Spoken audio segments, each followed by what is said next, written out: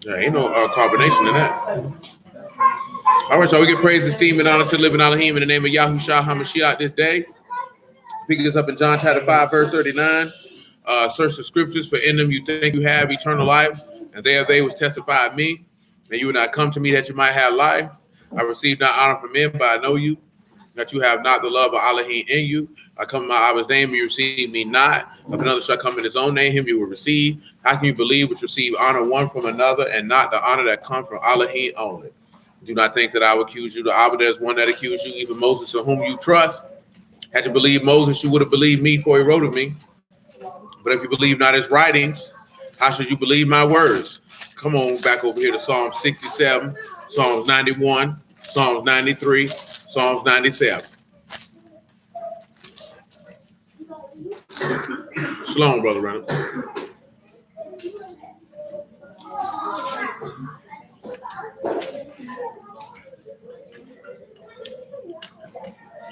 Sit up in your seat, son. So you have to sit over there.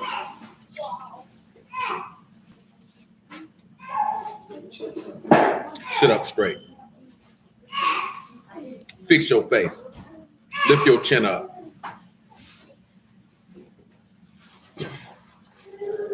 Oh, you got a problem?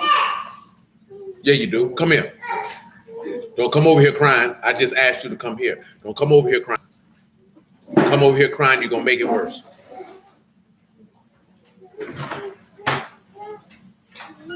How should you conduct yourself at this present time, young sir? Speak up, I can't hear you. Speak up, I can't hear you. Speak up, I can't hear you. Very well, I appreciate that answer. I desire for you to sit up straight, head up, ears open, paying attention, focused on nothing other than the word and nothing going on around you. Are we clear?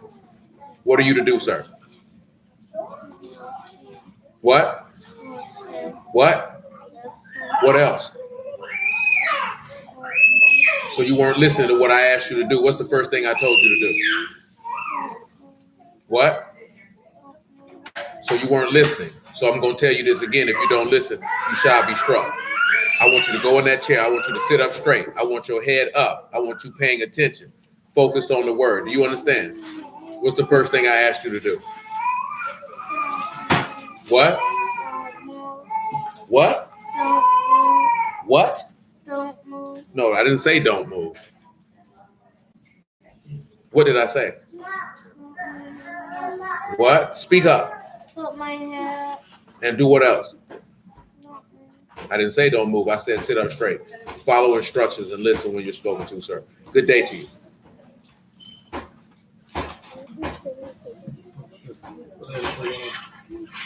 Psalm 67 and 1. Elohim, be merciful unto us, bless us, and cause his face to shine upon us, Selah, that your way may be known upon earth, your saving health among all nations. Let the people praise you, O Elohim, let all the people praise you. Let the nations be glad and sing for joy, for you shall judge the people righteously and govern the nations upon the earth. Shalom, man. Let the people praise you, O Elohim, let all the people praise you. Then shall the earth yield her increase. Elohim, even our Elohim, shall bless us. Elohim shall bless us in all the ends of the earth. What we're focusing on is, again, he's talking about governing the nations upon the earth. Of course, you know, we have to make sure that Yahushua is known among all nations. Back over here to Psalms 91, because we want one specific passage. Shalom, man.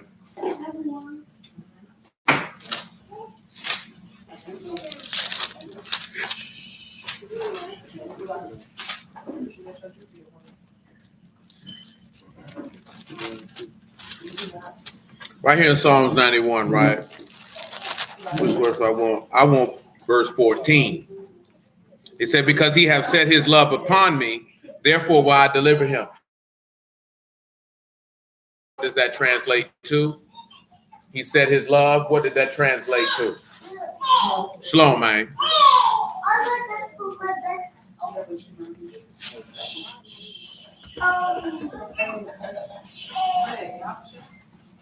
Not in that instance, no.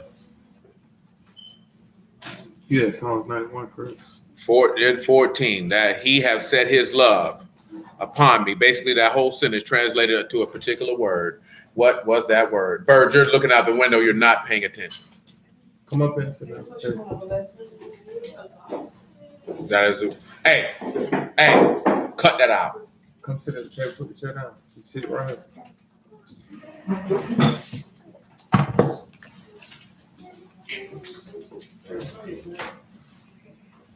If you come over here whimpering every time I think you whimpering, I'm gonna thump you in your forehead.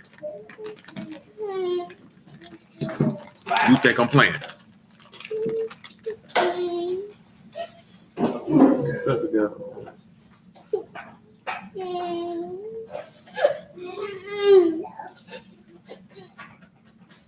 You better hold it on the inside because you're close to another one. I was trying to give you space. Now, what you supposed to do?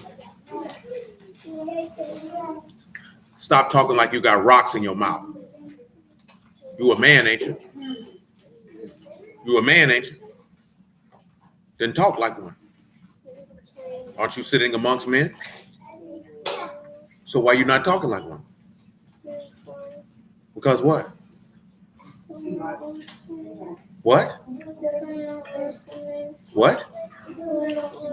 What? No, that's not what I asked you. I said, why you not talking like a man? You talking like you a baby. Are you a female? Because you're too big to be a female. Maybe a modern day female. Ain't you a young man? You sitting amongst men, ain't you? Don't you want to be regarded as a man? Then you got to talk like one. What's wrong with your son?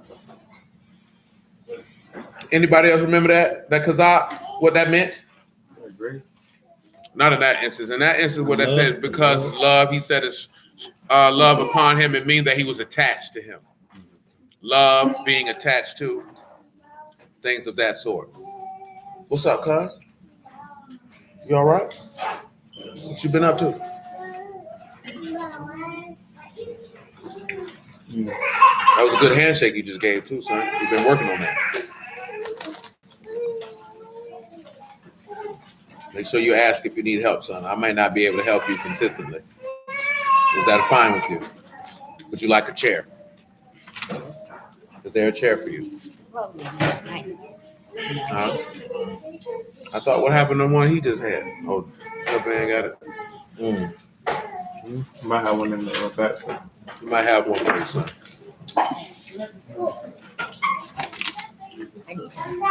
We're in Psalms 91, son.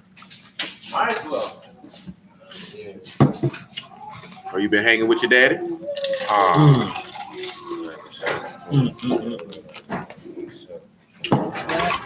91, son. Thank you, sir.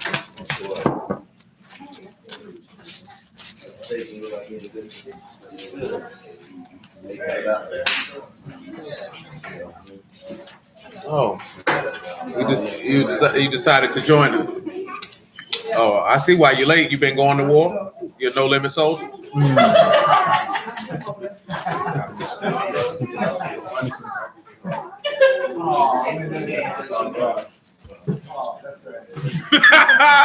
I don't know how that's sad since them niggas came out when I was in high school. Peter definitely came out in the mid to late 90s.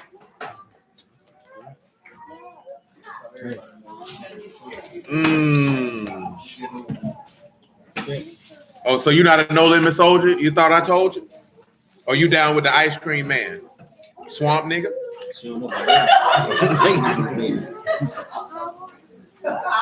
How you confused? You know, you like his son, you know, because you went to ICDC college.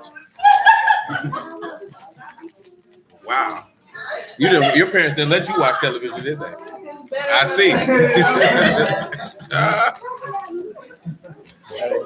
You know, Percy Miller? Romeo Miller? Good for you. Good for you. Good for you. Your parents kept you away from the telly.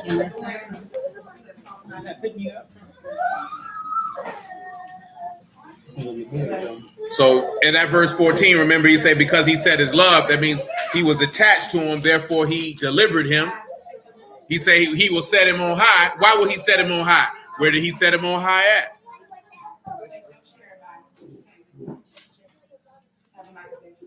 Maybe once he rose from the grave. Woo! Boy, don't have it happen to you in front of all these people. James Bird. Throw this away from me.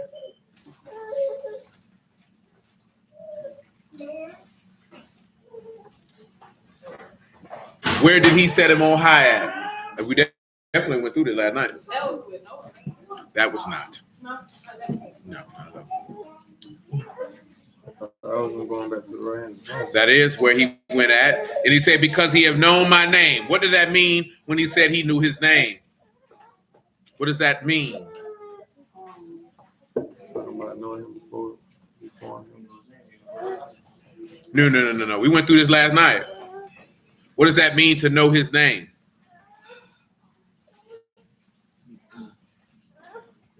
Ain't nothing you did, son. Did we not read John chapter 17 when he said, righteous Abba, the world have not known you, but I have known you, the true Elohim. So to know his name is to know Elohim. To know Elohim is to know who he is, what he's about, and what his will is. That's where he was elucidating in John 17 about being perfect in one. Many people do not know this man. They don't know his name. See, people think when they see that know the name, they thinking that just simply meaning you know what his name is, and it is not. You can know someone's name and not know them. What did he tell Philip in the 14th chapter of John without looking at it? Who can tell me what he told Philip? Yahushua told Philip something. What did he tell him? Did he not say, show me the Father? He say, Philip, how long have I been with you and you still have not known me? Let's take a look at it because you're looking bewildered, puzzled, if you will. The 14th chapter of John. You can pick it up at the first verse on general principle.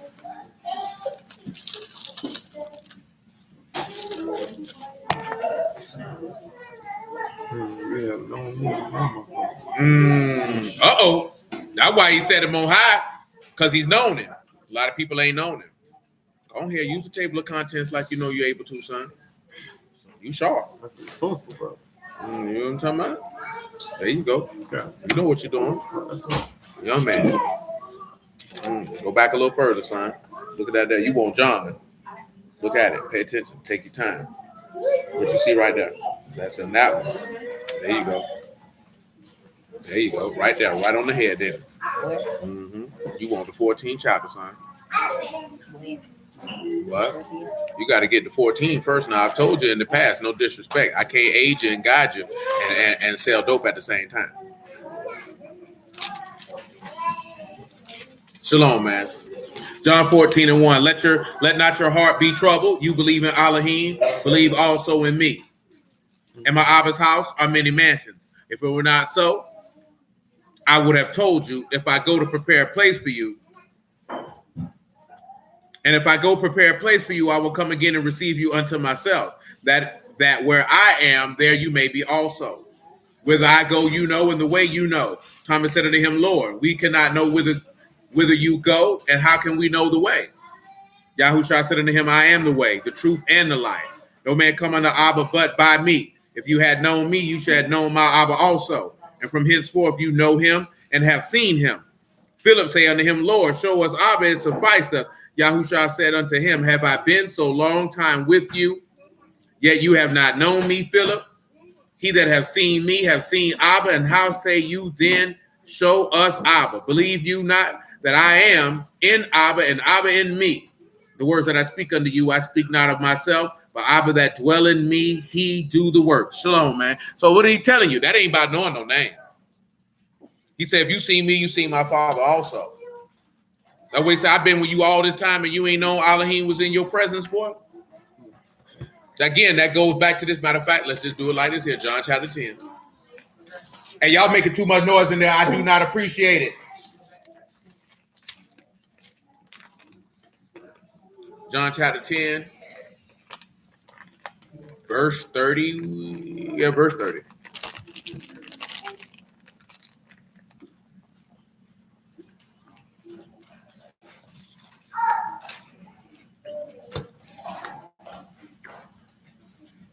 I and my Abba are one.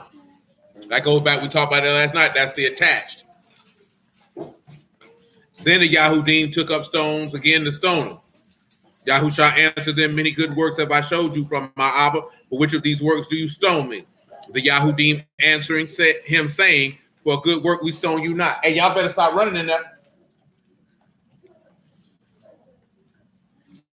But for blasphemy, because that you being a man make yourself Elohim. Yahushua answered them, it is not written in your law, I said ye are gods. Pause. Who's familiar where that comes from and what does that mean? Let me rephrase that. Who on this stream and who in this room does not know what he's talking about? Oh, you don't know what he's talking about? How you missed it? You was outside smoking the marijuana?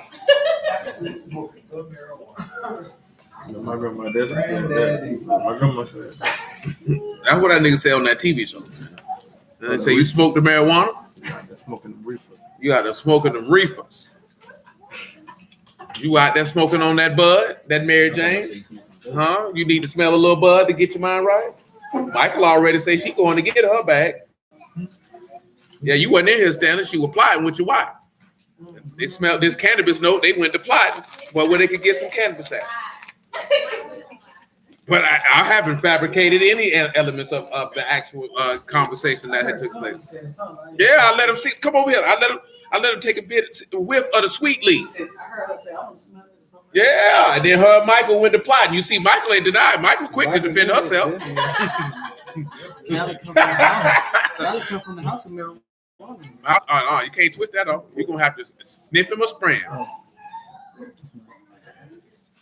You know, Michael be quick. Michael like, shoot, I need me some sweet leaf. I need some sweet leaf. Yeah, okay, that's the sample. That's the sweet leaf. Cannabis, no.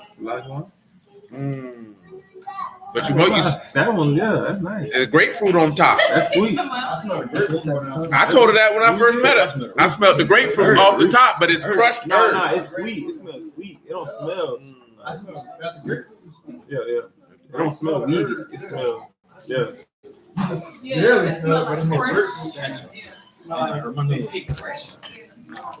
It's room 112, right? Room 112. This right here, sir, is room 1015, sweet leaf. Room 1015, sweet leaf. Yeah, sweet leaf. Well, y'all can't see it. It ain't Be careful with that leaf.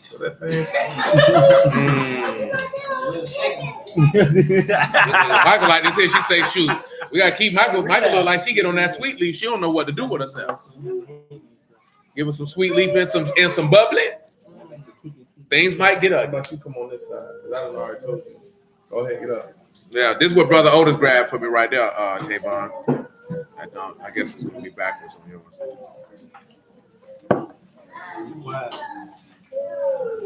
So, who on here is not familiar with that? Where he get this from? Saying it is written in your law, I said you are gods. Who on the stream is not familiar with that? Y'all familiar with that? I know you ain't, so don't you sit here and lie.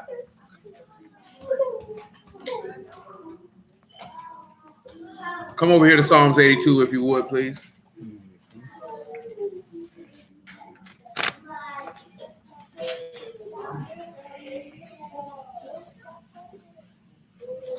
Elohim stand in the congregation of the mighty. He judge among the gods. Of course, that's going to be Elohim. That's judging amongst rulers. If you want to see that your rulers, all you need to do is go read Isaiah chapter 30. When he tell you that your governors will be of themselves. He said, how long will you judge unjustly and accept the persons of the wicked? Selah. That's going to take you to what's in Habakkuk chapter 1. When he say wrong judgment proceed and the wicked compass the righteous. Because when you look at that, how long will you judge unjustly? What happened to Yahushua is considered to be unjust judgment. And that's unrighteousness, violent deeds of injustice. He had fell victim to violent deeds of injustice. Deliver the poor and fatherless, do justice to the afflicted and needy. In that instance, what did Yahushua do when he was on the stake? In the 19th chapter of John, he did something. So if I told you where that means you can go find it and you can tell me. Hey, put that down and stop playing with it for my fist play with your jaw. And yet you still ain't put it down. Get your face together, your mind right. You gonna keep on, boy. I'm gonna push you right out that chair. I'm gonna tip the chair over from this end. And prayerfully you fall and hit your head on the floor. Not hard enough for it to bleed. Just hard enough for it to leave a lump. So you can remember your folly this day for at least 2 to 3 business days afterwards. Would you like that? But yet you conducting yourself in a fashion as if you would. Why? Because you're hard-headed. You're stubborn. You're cantankerous. You're churlish. You're unruly.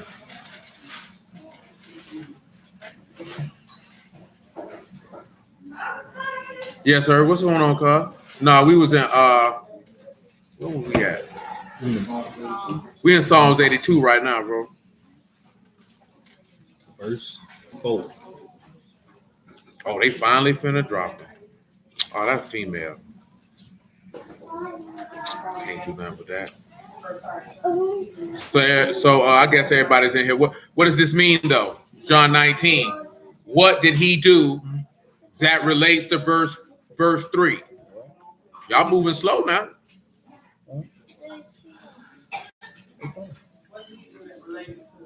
Verse 3. In Psalms 19, Yahushua did something that relates to verse 3.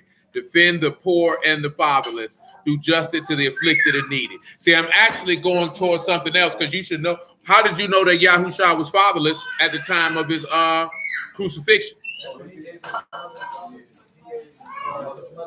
Yeah, in John 19, but see, that's the extra. See, I was trying to give you something extra. You should have known he was fatherless when he said, my Elohim, why have you forsaken me? But I mentioned John 19 because he did what with his mother? Gave his mother to the disciple he loved. Let me read it to you because people looking at me like, we don't know what I'm talking about.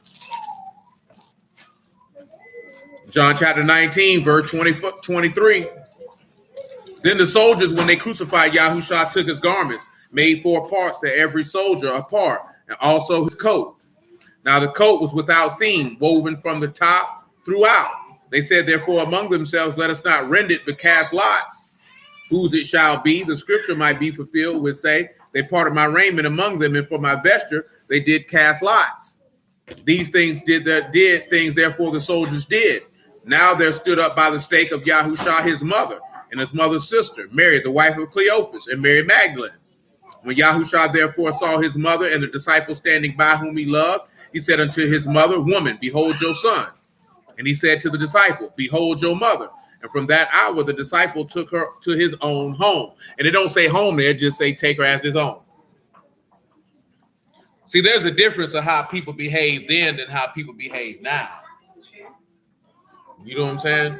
Niggas now just feel like this here, screw everybody. The whole family, anybody related. Boy, you over there sniffing cheese, boy? You trying to make sure it's quality? That boy with the tight mouth like. I'm asking you a question. I ain't trying to be funny. I just look over there like you sniffing cheese. Shoot, it's your cheese. You do what you want to with it. Yeah, don't be shy. You like to sniff your cheese first? You like to smell it? You like to make sure it's right? I ain't mad at you. You acting like you sniffing cocaine or something. He like this here. Okay, this red. That's what he did. That's red. That's good cheese. Right. I just said, wait. Hey, little do you know people who are cheese connoisseurs who buy expensive cheese. That's what they do. They sniff it. They're like, oh, look at the aroma. This is 1987 cheese. That ain't 1987 cheese, but you got it. That's string cheese. You like string cheese? Yeah. Come on back to Psalms 82, y'all. Oh, because he couldn't have no father and no mother when he went in that grave.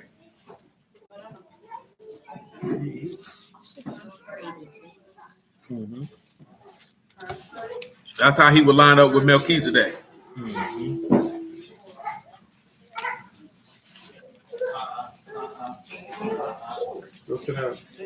Psalms 82, Verse 4.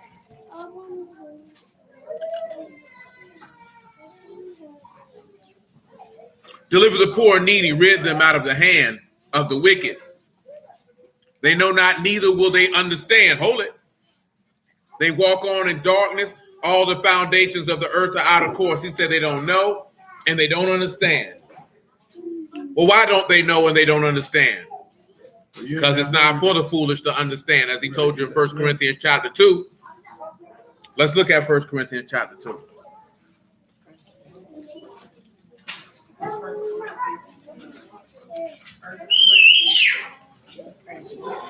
You got to talk to him.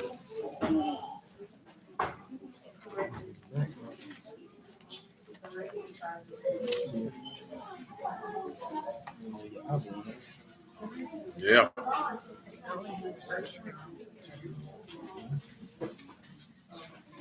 First Corinthians 2 and 13.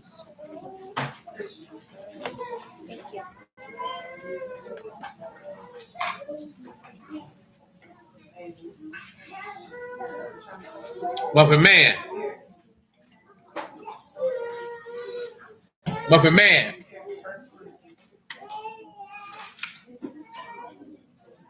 I see you, little big head boy.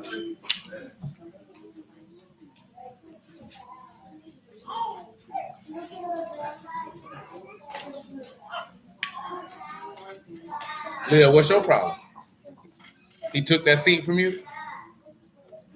You gave up your seat on the bus, but you didn't want to give your seat on the bus up? She was already in the seat. Yeah, he just kept pressing and pressing. She just like, just get it, leave me alone. No, don't teach her that. Then she might do it to her husband. You around here, because you in a rocking chair. Old boy. Shoot, I don't care what you got the rest of. I can't help you out. 1 Corinthians 2 and 13. Which things also we speak not in the words which man's wisdom teach, but what the Ruach HaKodesh teach, comparing spiritual things with spiritual. The natural man receive not the things of the Ruach of Elohim. They are foolishness unto him. Neither can he know them because they are spiritually discerned. See, an individual who is spiritually discerned has experience with Elohim. Carnal people cannot speak on the word. That's why I told you that last night. You can't listen to no carnal person speak on something that don't pertain to them. I don't care who they are. I don't care how long you know them. I don't care how wise you think they are. When it comes to this right here, they got to keep their mouth closed. You can talk about it, but you're going to be talking gibberish. But this is the key component, what he stated right here, right? He that is spiritual judge all things, yet he himself is judged of no man. That goes just back to what we were talking about in Isaiah 54 and 19. If you're a spiritual man, if you got the Ruach HaKodesh, you can judge right or wrong in any matter, and nobody would be able to determine that you're right or wrong because you wouldn't be doing anything that is wrong. And when we're talking about wrong, it's forth is going afoul of the word. Yes. What may I do for you, sir? Oh, your ear hurt? Okay. Come on back over here to Psalms 82. 82 and 6 is a verse that we in. I went ahead and mentioned this for you because if you deal with the 5%ers, them 5%ers will hit you off with this verse real quick. See, peace, God. See, even in the Bible, it said we're God's God. You know, knowledge born and all this other stuff. They make it sound real good to you. Them niggas evil. All them niggas be talking about peace, God. Nigga got a pocket full of rocks and a pistol on their hip.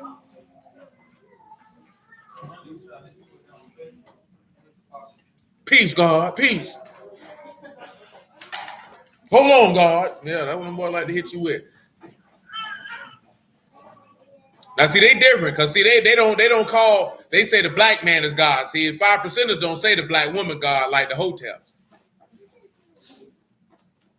See, the hotel, they all confused. They worshiping a woman over it. And the sad part is, ain't even no life in a woman's womb, and they tell you that she God. Ain't even no life in a womb. How do you know there's no life in a woman's womb? You ain't got to see. Huh? Nah, it ain't because of that. What you say? Yeah, because she spit it out every month. You share eggs once a month. That mean them eggs useless. If you share them out, that mean them eggs dead. Got to put some new ones in there.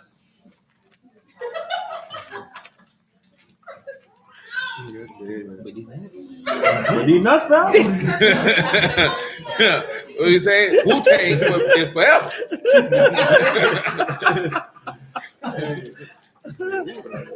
No nuts, no glory. How you know life in your womb? Because you get to a certain age and it stops. It ain't forever. And it stops. Your uterine walls say, hey, we're closed for business. Office hour. I told you that my office hour is between 9 and 5. You know what I'm talking about? You know what I'm talking about? That's over with. You don't know. One thing, I never know. I'm fine. That's just red.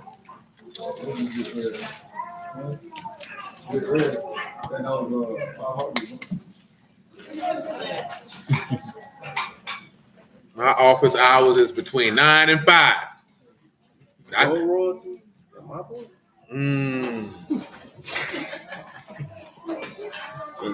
Man produce seeds, produce life till he dead. I mean, ain't no life in your womb, but they talking about that. How God got deadness in them.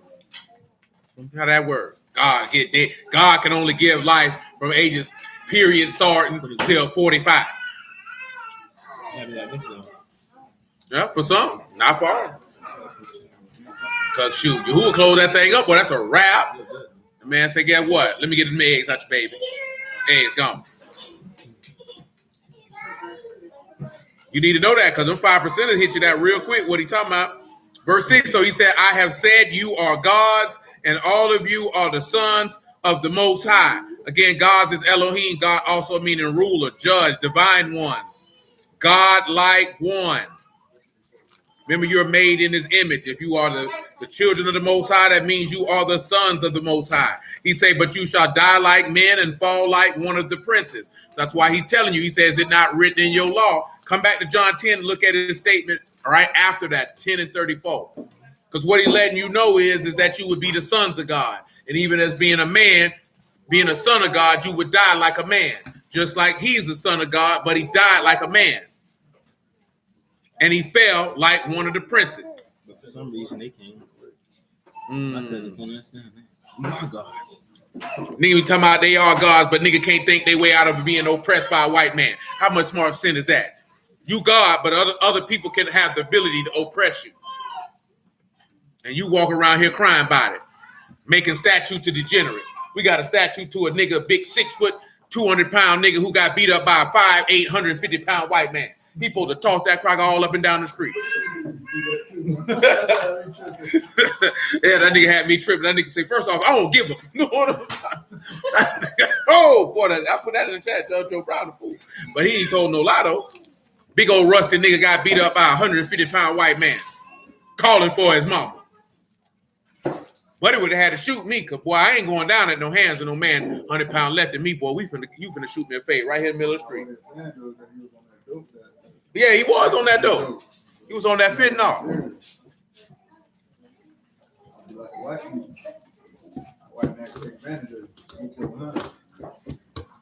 Shoot, I could have been on moonshine, but that man wasn't finna whoop me like that.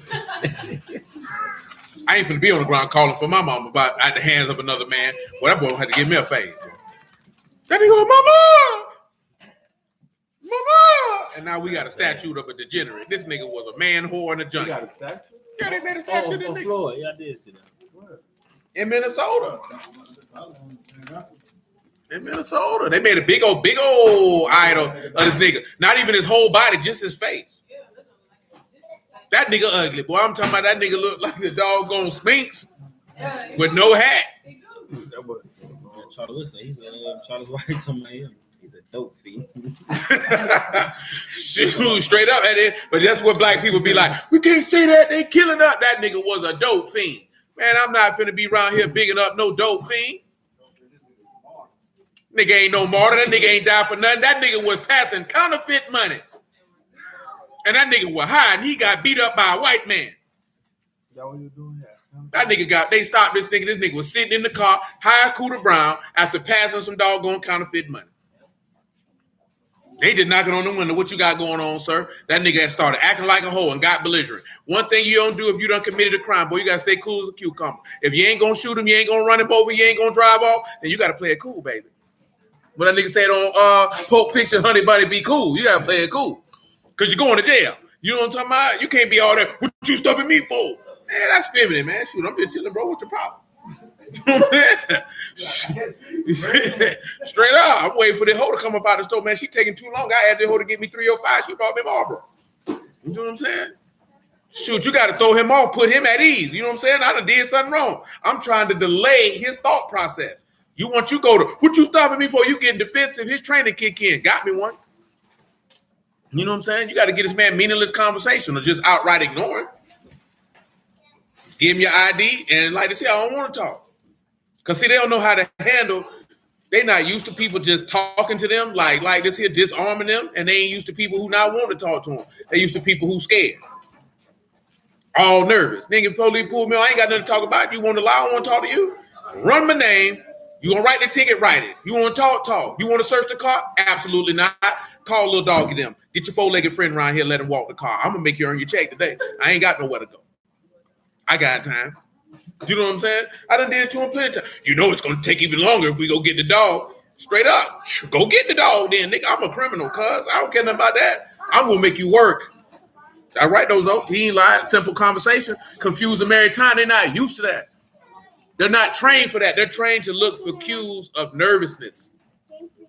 To say, you know what? Boom. Bro, you sit there and go to talking to them people, brother. People not that puts them at ease because they feel like he ain't got nothing. You know what I'm talking about? And they gonna go on about their business, bro.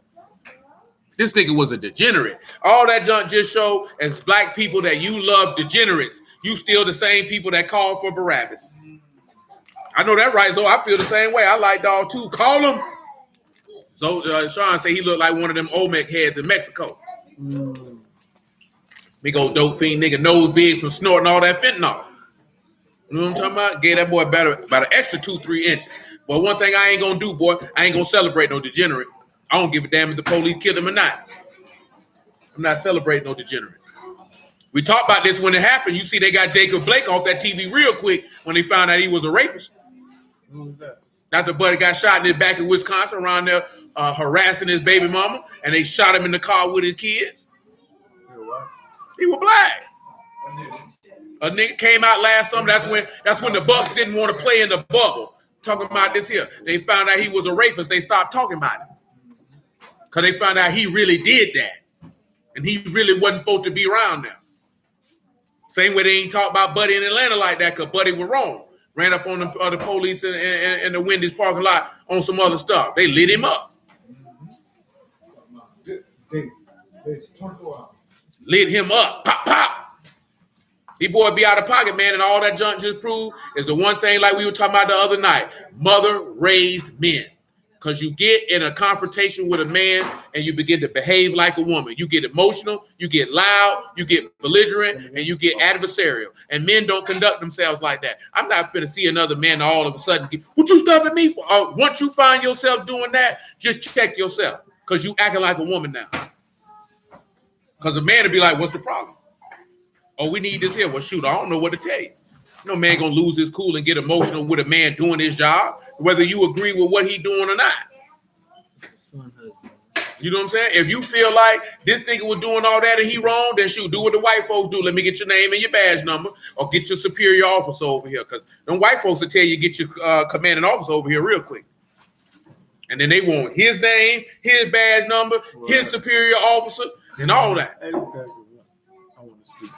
Straight up. Roll the window up, lock the door. Straight up. Where your commanding officer at? Let me know when you get there. They definitely do. But see, they're trained to, and I'm going to move on. They're trained to ask you other questions to entice you because they're trained to, again, they trained to look for nervousness. They want to see if you're going to change. That's why they ask you the same question 4 different ways. That's how they train the psychological tricks. You know what I'm saying? Especially if you ain't did nothing, that junk shouldn't even bother you. But if you know you're a criminal, then you should already know what you're doing. You already know the type of game they playing. I got to be calm. I got 2 brakes in the trunk. I got pistols in the car. I'm not finna go through all that with this man. Why the man pulled over by the police, boy, shoe full of rocks. You know what I'm talking about? That man ain't know it. Oh, I couldn't see your tag. I said, I don't know why you couldn't see it. It's definitely a paper tag back there. I just bought this vehicle. Oh, smell like marijuana in here. Well, shoot, that nigga in there smoking Black and Miles. You can't see it? Shoot, show it to him. He's like, well, I just couldn't see the tag. Pleaded dope in the car. You know what I'm talking about? Police walked up on me, man. I'm sitting in the car. I got a telephone box. That junk had at least about an ounce and a half worth of hard in it. Talk to him like this here. What y'all out here for? Waiting on my homeboy come out the store, man. There's people on that store.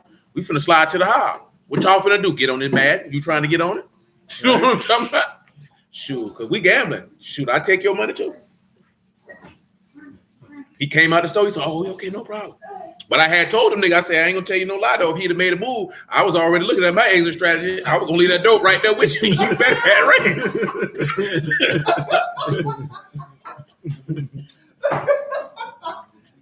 They ain't fooling that nigga. Shoot. I was hoping that boy already knew. They knew the dope was right there. Who finna hit him? Shoot, get on the phone, hit these niggas up. Yeah, to call my name. Shoot, that wasn't me sitting in there. I let a nigga hold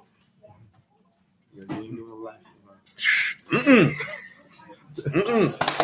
Like this here, over the fence. Whoop, whoop. Hit a couple corners. Hey, boy, when crackers out there, boy, come scoop me up. Lying to me. Shoot, you can be slow all you want to. Try to be free. You get real fast. I know the cut. It was nighttime. I know the cuts and corners to hit. Slide up in the Dolphin house. Woo woo. Hit my homeboy on the day. Hey boy, come on through, boy. They out here. We'll come back for the car tomorrow. Right up. You better live your life like that. John 10 to 34. I was just gonna say that's what it is. It ain't. Shoot. That was my occupation at the time. I do what you gotta do. Yahushua answered them, is it not written in your law? Ye are gods. This is when he said, if he called them gods, under whom the word of Elohim came, the scripture cannot be broken. Say ye of him whom Abba hath sanctified and sent into the world, you blaspheme because I said I am the son of Elohim. That's how you know when he said that we are gods, he talking about you being the son of Elohim. And if Elohim has called you a son of Elohim, that cannot be changed.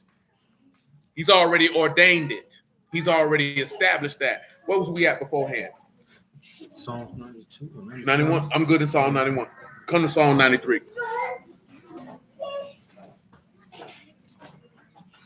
That's what we here for. Turn around straight, boy. Hey, y'all better hey, for you be the next one on the whooping is right. Get out of lap. Get up.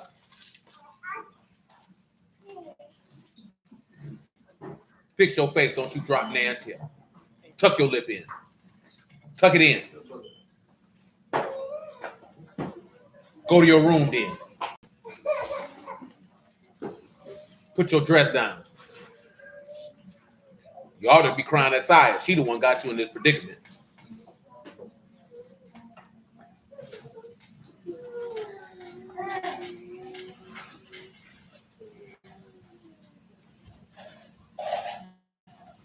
Psalm 93 and 1. Yahuah reign.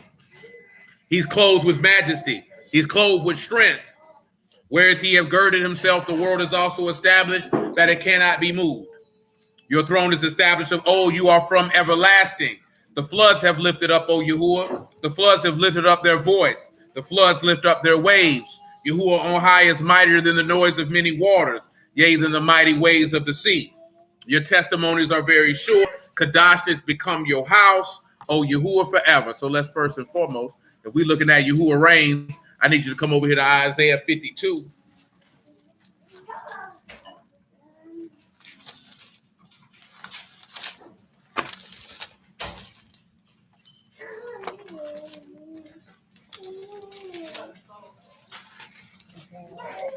$52.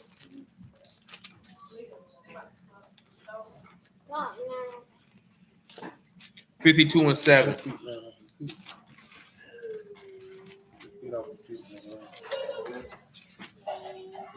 $52 and 7. Isaiah.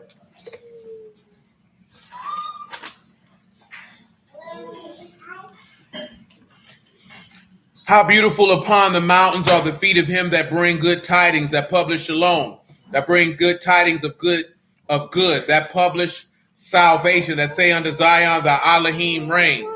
If it says thy Elohim reigns, what does that mean?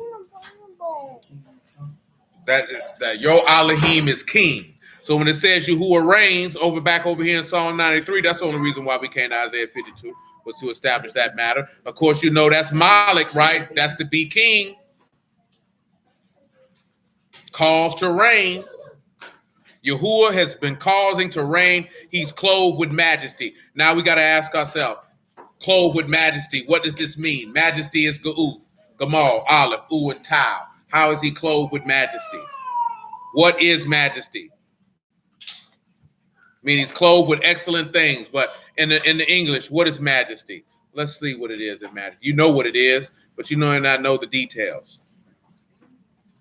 What you say? Esteem? Oh, maybe so.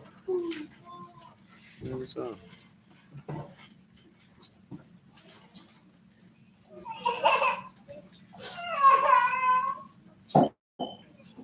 Majesty, by definition, is impressive stateliness, dignity, or beauty, royal power. See, it's clothed with royal power. So now we'd have to look at this one here. When you look at royal power, what is royal power? When you hear that, what does that say to you? The king, demeanor, dominion, rule. What about you? You got your hand on your mouth? You all right? You got gas?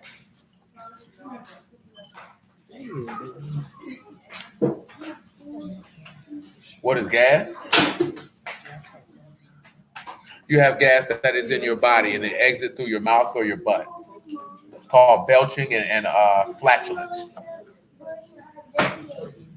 But you say farting and burping. Breaking wind, if you will. Yes, that's how you would say it. He farted. He. It's called flatulence.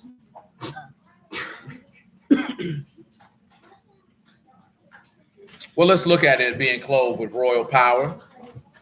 First things first. Genesis 49.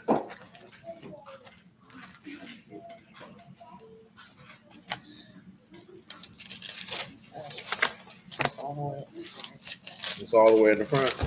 Yes. Well, I got your back, but you best to watch your front. You know why? Because it's the niggas at front. They be pulling stunts. Are you aware of that song? I didn't think you were. I do not aware. You're not aware. 49 and 8 is definitely before your time. Way. When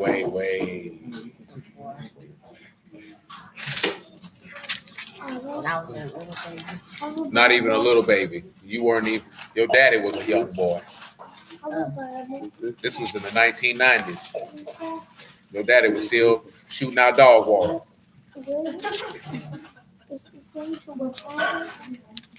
You know what that means? No. So,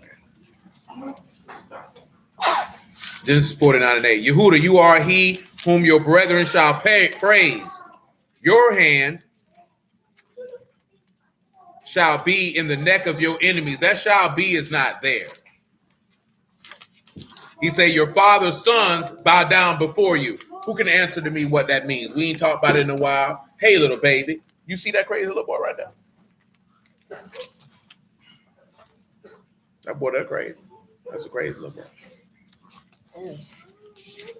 Time in Matthew 28, Part of that is when they bow down to him. Hold on, y'all. I don't know. Joseph brothers bowed down to him. Mm-hmm. That's what he mentioned when the apostles bowed down to Mashiach, and that's what that into. When you look at your hand, that's Yod, Orap, Oyab, and y'all know what Yod and Oyab is. But when you got neck, of course, that's Orah, and that's stiff neck of obstinance, or the back of the neck, or to be an apostasy. Do y'all remember what an apostasy is? Oh, like leaving religion.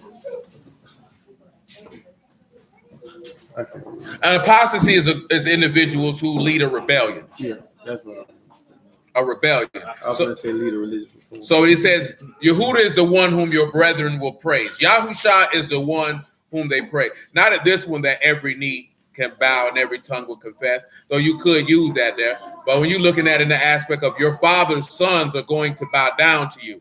See, every knee, that's everybody.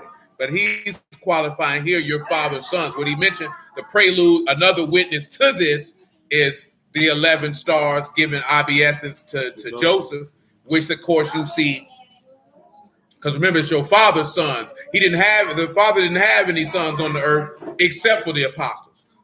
And that's why they bowed down to him, showing you that Yahushua is the one that he would praise, and then his hand, or Yahushua being the right hand, was in amongst his enemies who were in apostasy. Not, you would see we dwelling in America in the midst of our enemy, the white man. See, that's how you know Judah's the American Negro. That's folly. Because that's not what that means. He's dwelling in the midst of an apostasy. Not Malachim, literal men. An apostasy. That's who the enemies are. Let's look at verse 9. Yahudah is a lion's whelp. From the prey, my son, you are gone up. He stooped down. He couched as a lion, as an old lion. Who shall rouse him up? This verse is leading to the resurrection of the dead. Now, we came here for kingship. The scepter shall not depart from Yahudah, nor a lawgiver from between his feet. Now, we have to rehash this for your memory's sake. Did Judah ever give a law? Well, let's take a look at something. I'm going to take your book because you don't need it. Come over here to Isaiah 33. You eating applesauce. You an applesauce boy? Isaiah 33. You applesauce boy? I'm going to give it back. You finished with your applesauce? Or you going to wipe your mouth with your shirt? You going to look like a poo putt? Get a napkin. Get a paper towel. You don't wipe your mouth with your clothes, man. What are you doing? If you need to wipe your mouth, get up and ask for a paper towel or a napkin. If I catch you wiping your mouth on your clothes, I'm going to chop you in your throat every time I see you do it. Don't mess up your clothes, man. What's wrong with you? Go get a paper towel. Isaiah 32.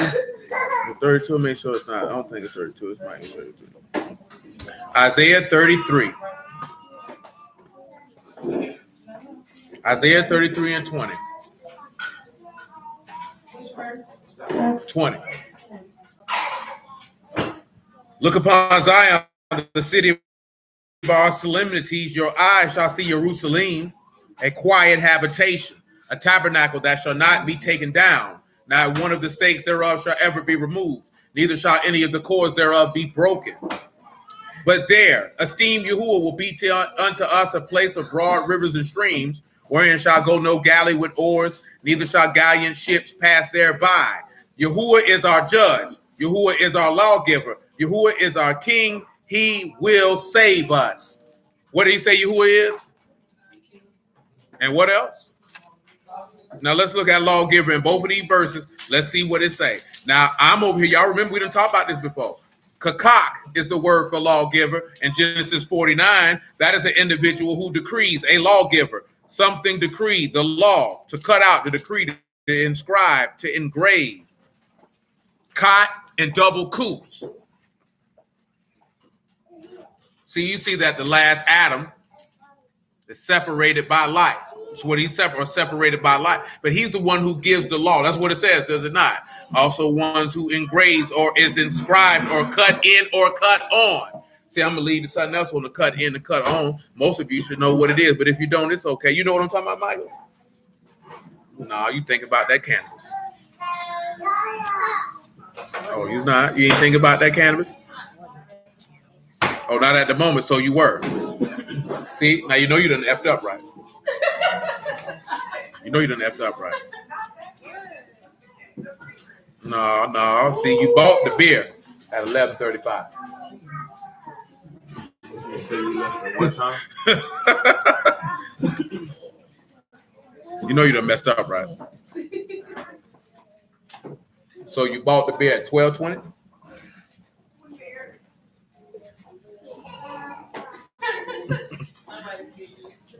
Yeah. I don't know. So kakak is the same word used here for lawgiver. So I want you to come over here to Isaiah 49.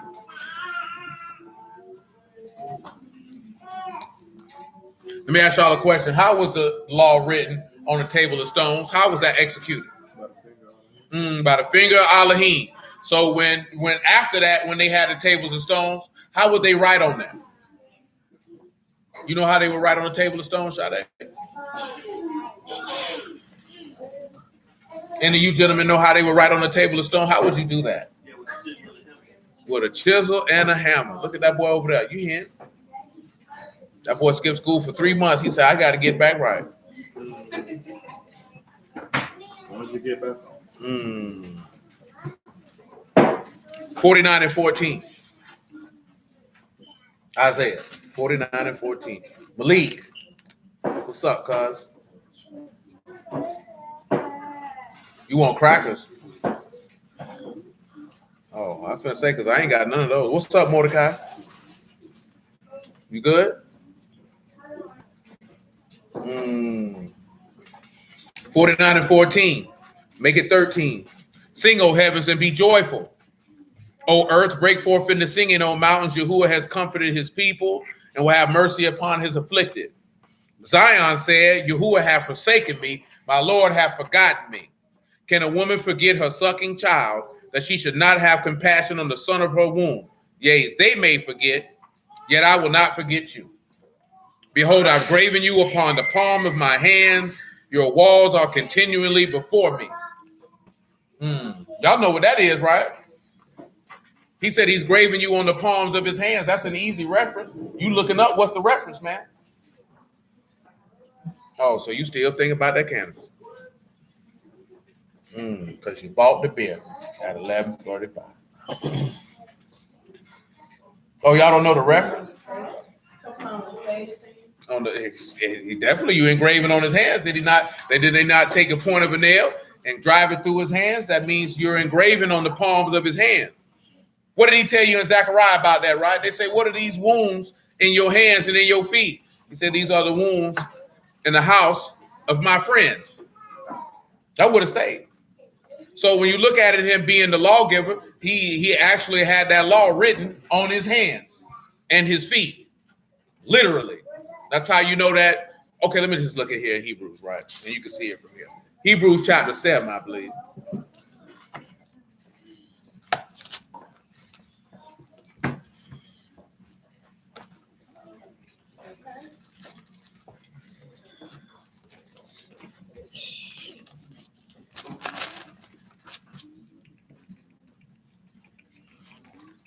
Hebrews 7 and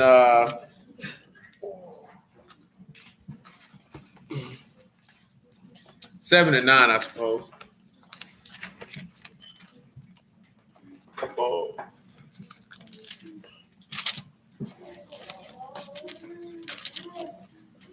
And as I may so say, Levi, who also received tithes, paid tithes in Abraham. For he was yet in the loins of his father when Melchizedek met him. If therefore perfection were by the Levitical priesthood, for under it the people received the law, what further need was there that any other priest should arise after the order of Melchizedek and not be called after the order of Aaron? See, now let me make this perfectly clear to you. You received the law under both priesthoods. That's what he's making, the distinction of. When Melchizedek had the law, was the high priest in Genesis 14, it says that this is the high priest of the Most High Elohim. If you're a high priest of Elohim, I mean you're a servant of Elohim, how could you be a priest without law to give to people in order for them to follow? When he came, he made the priesthood after Aaron. Both of them received the law. There's no major difference between the two. It's just one did not make the comer to thereof perfect, because one participates in carnal commandments and one does not. That is the difference. Melchizedek priesthood, there's no need for animal sacrifices or anything of the sort. But that's another conversation for another day. He say, for the priesthood being changed, there's made a necessity, a change also of the law. See, a lot of people say he can't change the law, but in actuality, he changed it when he made it the priesthood after Aaron, because there was a priesthood of Melchizedek before Aaron. That's what people don't even realize. What happened was that is he went back and reverted back to what it was originally.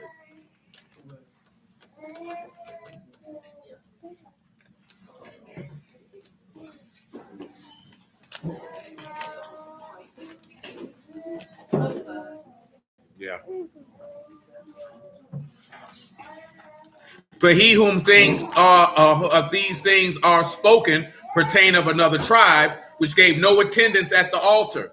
For it is evident that our Lord sprang out of Yahuah, which tribe Moses spake nothing concerning the priesthood. Can we all affirm that?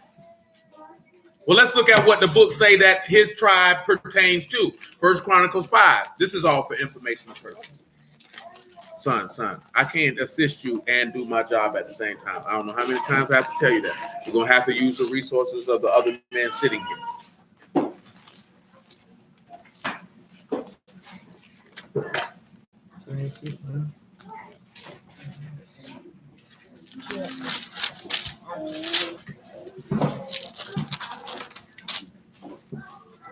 First Chronicles 5:1. What you crying for? Huh? Well, that didn't pain you. Your pride hurt.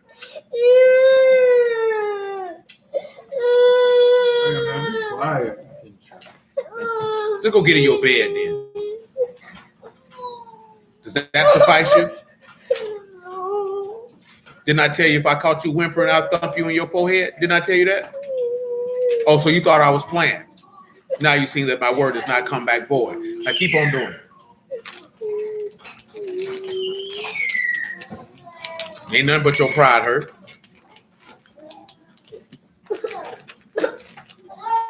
First Chronicles 5:1.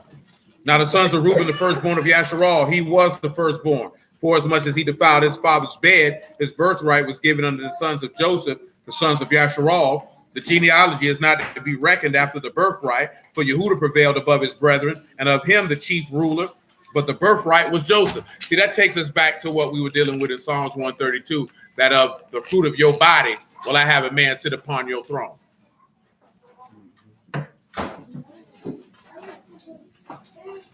We don't even have a pinpoint of when Judah prevailed. The only way you would probably be able to pinpoint a scripture that Judah prevailed would be with David. Let's return. Where were we at beforehand? I'm good in Hebrews 7. I'm good in Isaiah 49. So when you look, we're talking about Genesis 49, him being a lawgiver and a king and a judge, which we know that what? When we look in the text, a judge, a priest, and the lawgiver pertain to whom? Now we've already talked about two, so that should be easy. So what tribe was the high priest? And what house in the tribe of Levi was a high priest? Aaron. What tribe was the king? Judah. What tribe were the judges? They could be from any tribe. So you have something, because again, you have just a set in order. Now, Deuteronomy chapter 1 tell you what a judge do. You already know what a king does. He sits upon the throne, he rules. That's Deuteronomy 17. We're going to talk about that. Y'all know what the high priest do. But if you don't know what the judges do, Deuteronomy 1 for those who don't know what the judges do.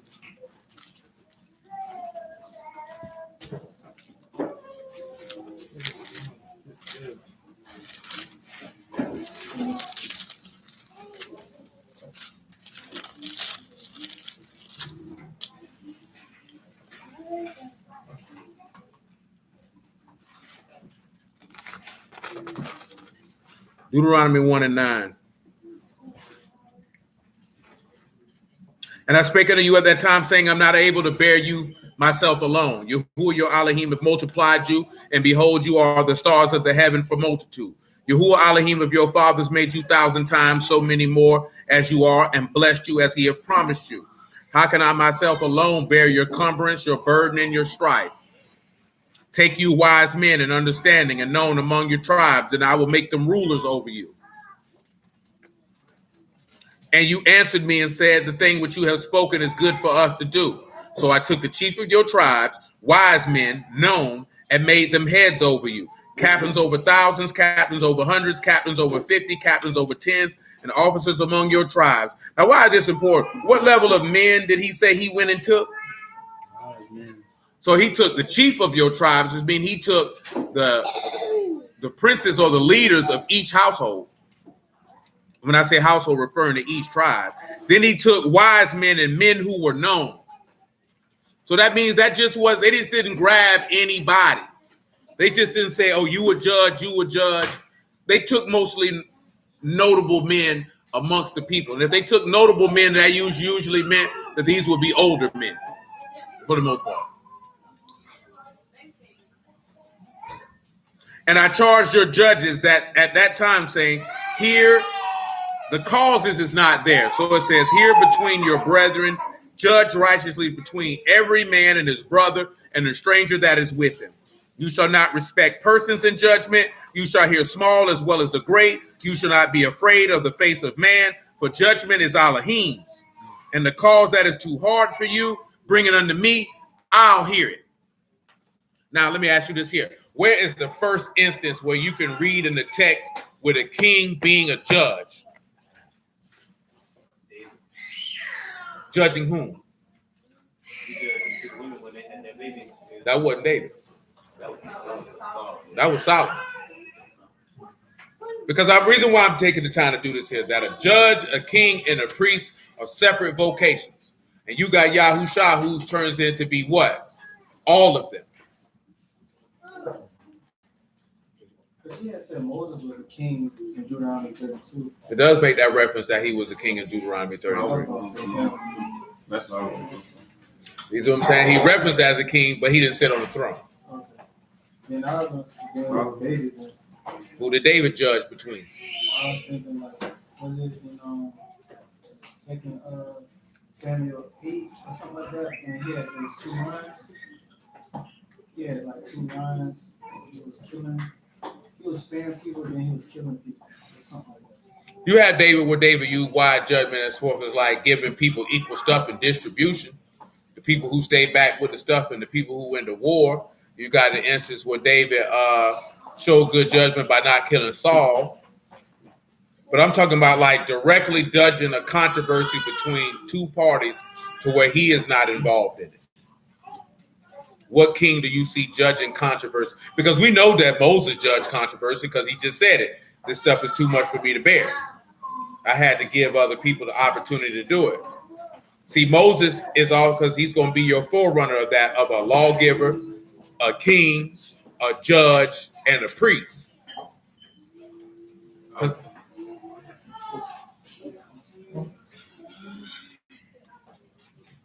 would say Solomon. I mean, Solomon is the first time you see a king getting controversy brought to him and him judging it. Because why does that state that? Because if the controversy was too hard for the judges to handle, you're supposed to bring it to the chiefest ruler amongst them. But the key point is, now you got Sean mentioned Abraham, but Abraham wasn't a king, nor was he a priest. He was a prophet. But we talking about a king sitting on the throne of Yasharal judging. And I can't recall David judging nobody. We can recall David using excellent judgment in numerous matters. Like judging is saying, y'all 2 got an issue and you saying, come solve this for us. Somebody got it. See, that's what y'all don't realize, that's how stuff's done. See, if there's a controversy a lot of people get in the word and they do it backwards. Number 1, if you in the word and you got an issue with somebody, you're supposed to go to them one-on-one. Then if they won't hear them one-on-one, you get 2 or 3 witnesses. Then you bring them in front of the body. But see, you're not bringing them in front of the body just to bring them. That's for judgment purposes. That means the chief amongst the body. That's why Paul said, if there be a matter, I'll let the least esteemed amongst you judge it. That's why he said that in 1 Corinthians 6. Because he said, y'all going at law amongst strangers. He said, y'all not coming to the saints, meaning there would be somebody set and that person pleads their case, that person pleads their case, and the person who judge it hears it and determine who is justified and who is not. That's how matters in the body of Mashiach is supposed to be handled if people got issues with one another. All that stuff, what niggas be, all that extra stuff niggas be doing, that junk counterproductive. The reason why people don't want to do it is because you're going to have to be cross-examined. Your word's going to be examined. You're going to have to come in front of people and tell them bold-faced lies you've been telling. That's what people don't want to do. Because who wants to go out there and be condemned that they wrong? We say condemned, that means it's just proven to be wrong. Most people don't want to do that. Y'all are familiar with what I'm speaking of, are you not? Oh, you don't know what I'm talking about? I didn't ask you if you heard it before. I said, do you know what I'm talking about?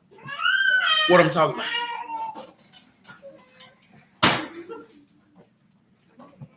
Well, what am I talking about? I didn't ask for the reference. I said, what am I talking about? You said you know, so now I'm challenging you to see if you actually do, or are you just telling me what you believe that I would want to hear, so I would just move on. I didn't say you did. I'm saying that's why I'm telling you. You said you did. I'm not saying that you don't, but I got to challenge you to see if you actually do.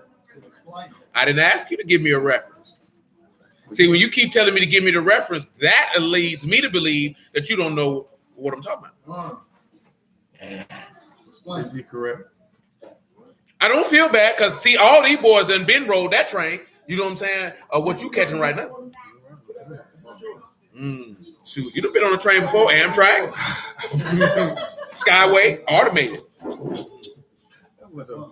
Subway. Subway. Huh? You went underground train. You just got on the subway. Just got on the train. Been on. Shoot. I've been on the metro. You know what I'm talking about? Going all through the DMV.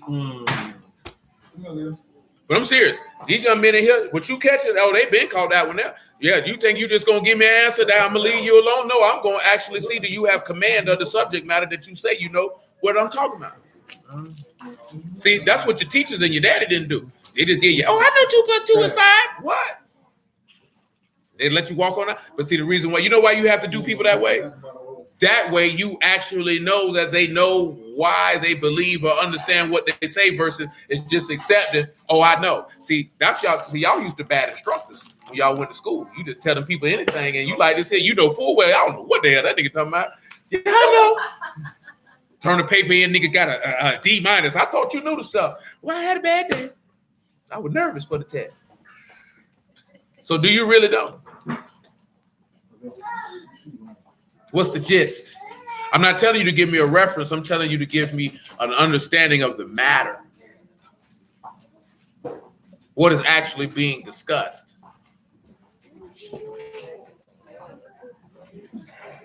Why does that happen?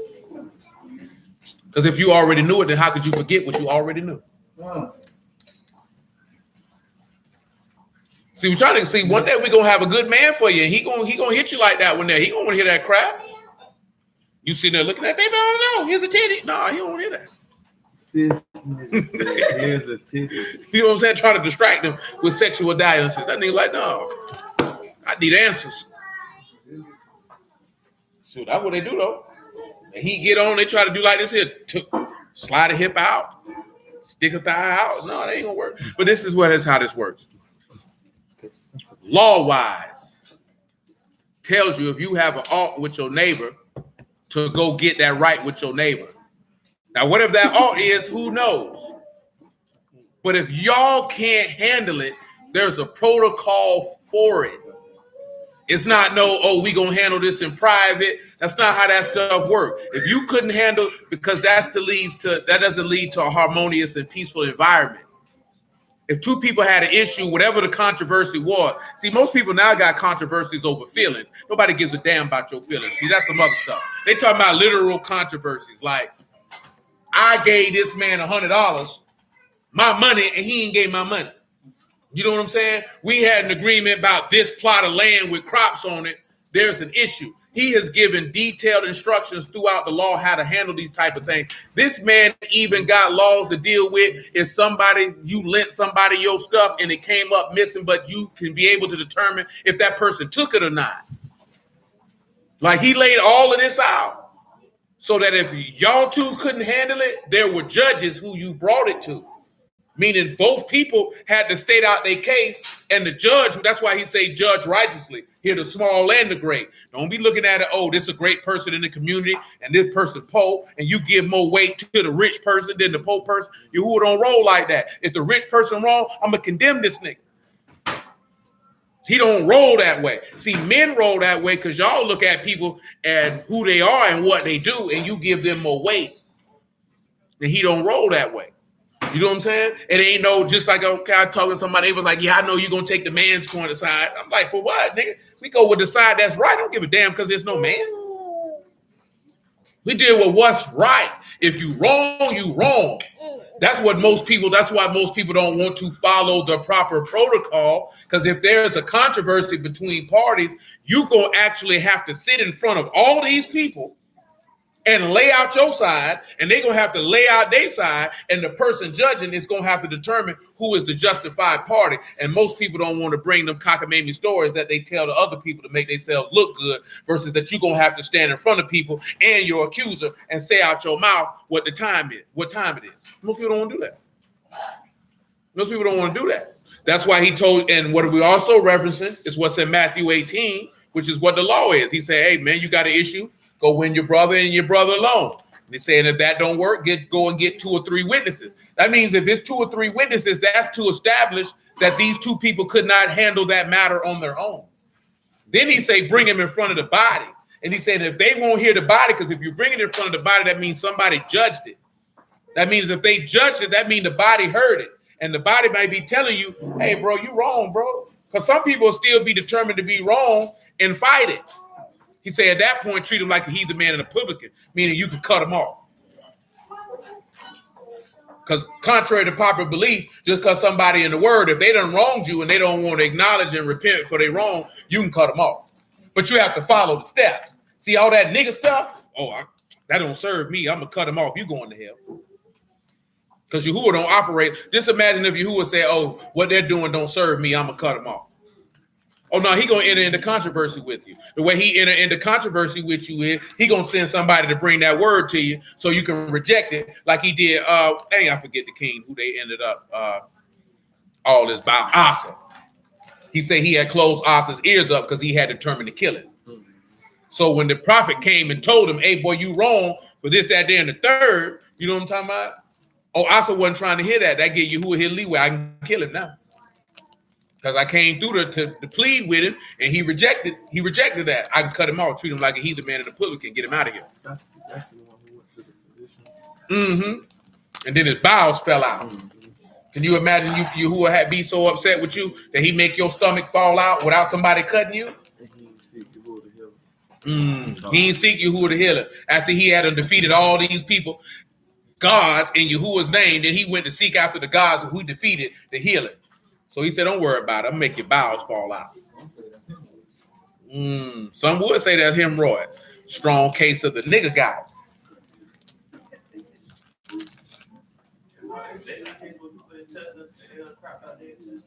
Oh, I know it. Shoot, Yahuah said it. I know it can happen. Walk out here and shoot, your insides fall out. That's why these people better find somebody to play with, boy. Well, look at this here, right? When we look at being clothed in majesty, of course, you know, in Luke chapter 1, what did it state? It stated that he shall be called great, he shall be called the Son of the Highest, and he shall rule over the house of Yasharal. So now we have to look at something in regards to him being clothed in majesty. Luke chapter 23, I believe.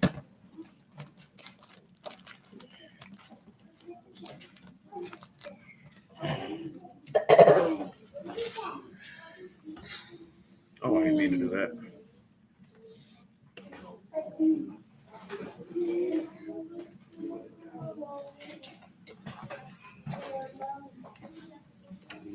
Luke 23 and 6.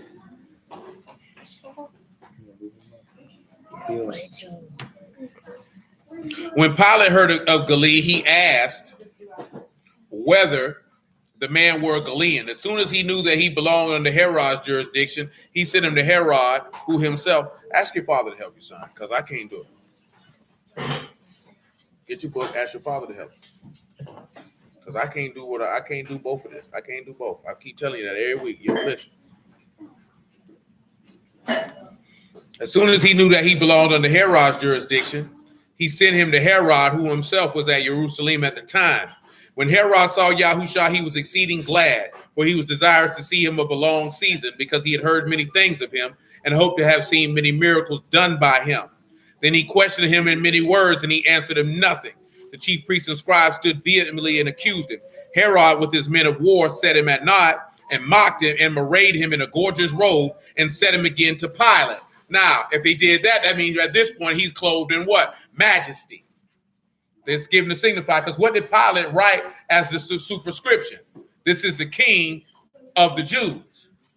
But then we have to take in another count, and we'll keep that pretty swift. Zechariah chapter 9. What do y'all know about Zechariah chapter 9? Go look at it. In regards to what we're talking about right now, of being arrayed in majesty, what parts of it stand out in Zechariah chapter 9?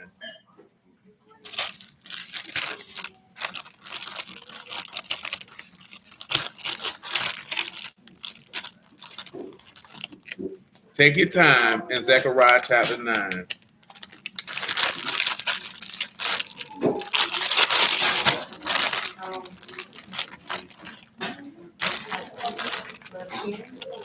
What is that?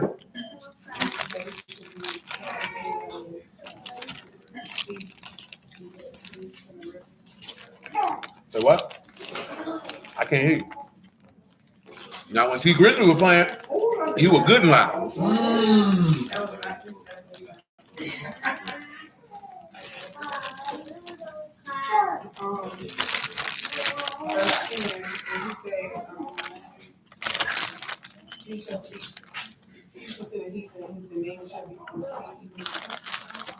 I can see why you would use that. It might be something else in the vicinity. I was gonna rock with the king coming out of salvation. Right off that coat. You just gave the verse after that, which is the tie-in. We just needed the one before it, because 10 is a continuing. Say that king come riding lowly on the ass, on the coat of foil's ass, having salvation, being lowly. That what it say, right? And y'all remember what happened in the book of Esther? That's the same as this. With Mordecai, because this is a man who the king desires to honor. And what y'all know about what happened in Jerusalem? Well, let's take a look. Young bird. Let's see where that's at in Matthew. Who back there crying? Who back there crying? Anybody want to hear that crap? That bird, is you back there crying, bird?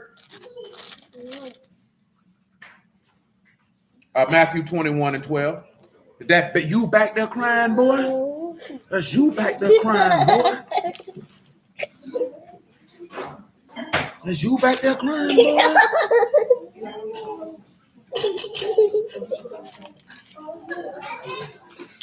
Matthew 21:12. And Yahushua went into the temple of Elohim and cast out all them that sold and bought in the temple, overthrew the tables of the money changers, the seats of them that sold doves, and said unto them, it is written,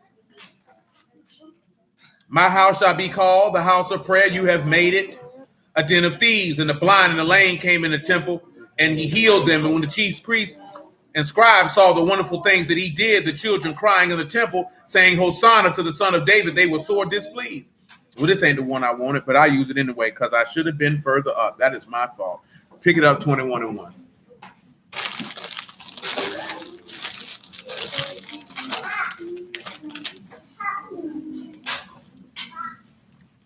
They drew nigh to Jerusalem, would come to Bethpage unto the Mount of Olives. Then sent Yahushua 2 disciples, saying unto them, go into the village against you. Straightway you'll find an ass tied and a colt with her. Loose them, bring them unto me. Why is it important that he's coming in riding on a horse?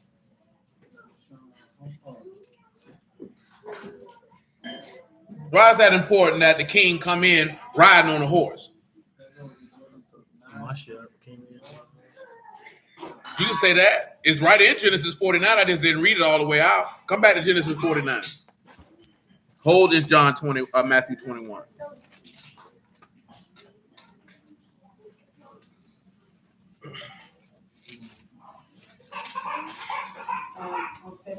What they doing to that baby? What they doing to that baby? Doing something to that baby. We stopped in 49 and 10. Yes, sir. That's right, Brother Reynolds. Shalom, Brother Craig. Check it right. The scepter shall not depart from Yahuah, nor a lawgiver from between his feet until Shiloh come. Unto him shall the gathering of the people be. So that means the king and lawgiver, the judge, that is Yahuah, all the people come to him. Listen to the next thing he say. Binding his foil unto the vine and his ass's coat unto the choice vine. He washed his garments in wine and his clothes and the blood of grapes. His eyes shall be red with wine and his teeth white with milk. So let us understand this one here. Binding, asar. Of course, you know that is to bind up. But most importantly, to begin a battle and to make an attack. Oh, I didn't give you the word. I'm sorry. I did say it. It's asar. Aleph, Samak, and Raj. Better go grab hold to the strength of the highest, because that man coming to make war. Of course, you know what vine is. That's a vine tree. What did he say he coming back to do? To tread the wine press of the wrath of the Almighty Elohim. And his ass's coat unto the choice vine. Choice vine, Sirach. Choice species of vine, choice grapes. Y'all know what that means when they talking about choice grapes? What y'all know what it's saying about the book of Micah about grapes? Y'all know what he say about grapes in the book of Micah? That means you better go look at it and see and tell me what it say. Chapter 7, what you want.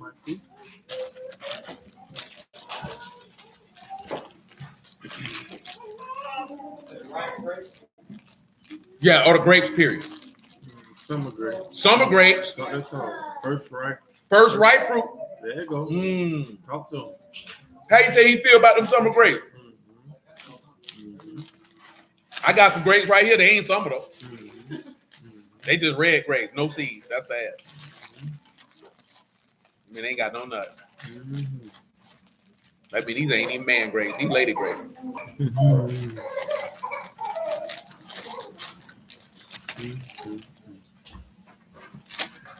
You reading Micah 7, Michael? Clearly, Sade ain't. She ain't got no book or no phone. So you blaming it on the boy. So you ain't got no control over your son? Right.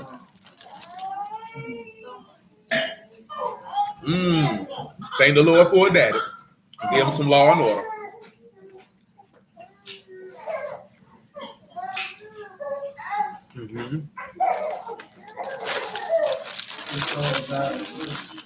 I'm finna grab it. Hold on.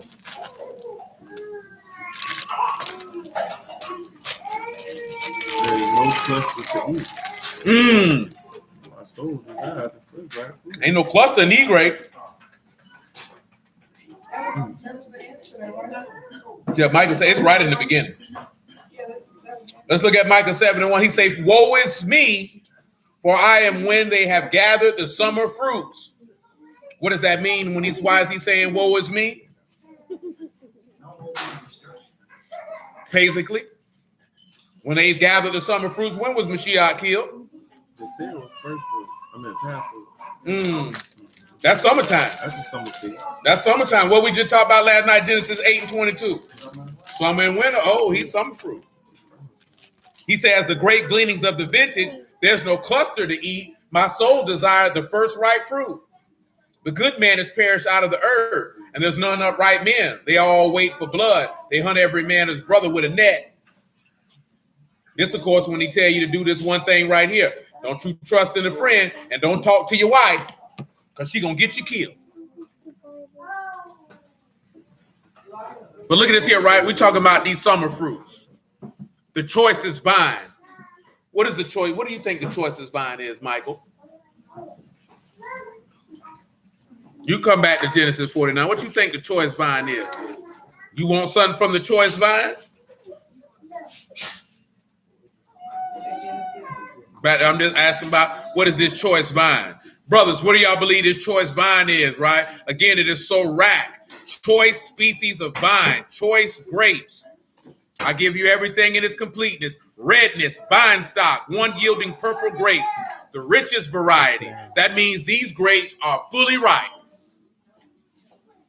That means these grapes are ready to be picked, plucked, and taken into the storehouse. So what is this choice vine? Can you tell me?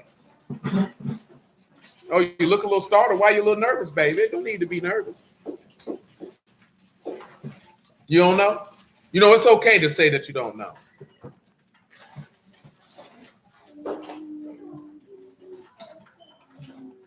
Oh, I didn't know you were a tree stump. I thought you were a lake.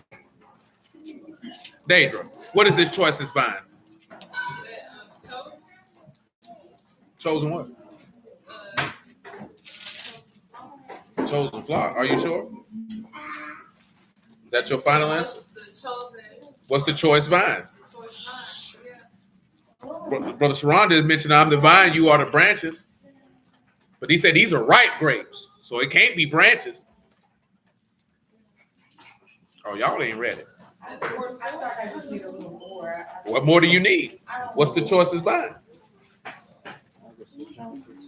You say John 15? Well, come over here to Revelation 20. I'll tell you what the choicest vine is.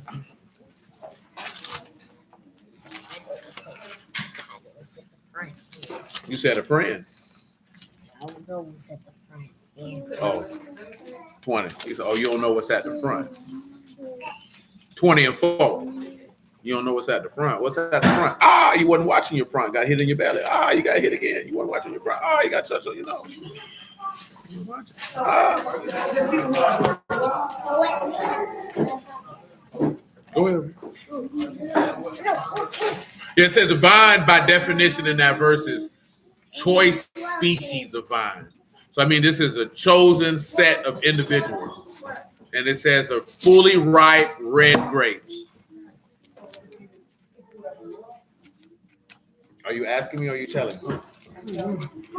Are you confident? Yeah, I was confident.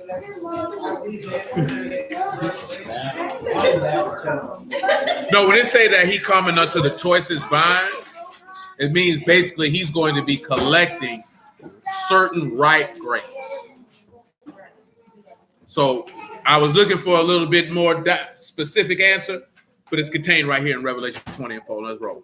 And I saw thrones, and they that sat upon them, and judgment was given unto them. And I saw the souls of them that were beheaded for the witness of Yahushua, for the word of Elohim, which had not worshipped the beast, neither his image, neither received his mark upon their foreheads or in their hands. And they lived and reigned with Mashiach 1,000 years.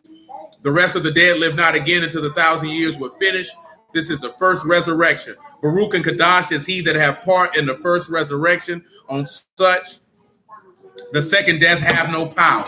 They shall be priests of Elohim and of Mashiach, and shall reign with him 1,000 years. So when you're looking at the choicest vine, because you're dealing with his returning, is those who are part of that first resurrection, like we read last night. Some to everlasting life, some to everlasting shame and contempt.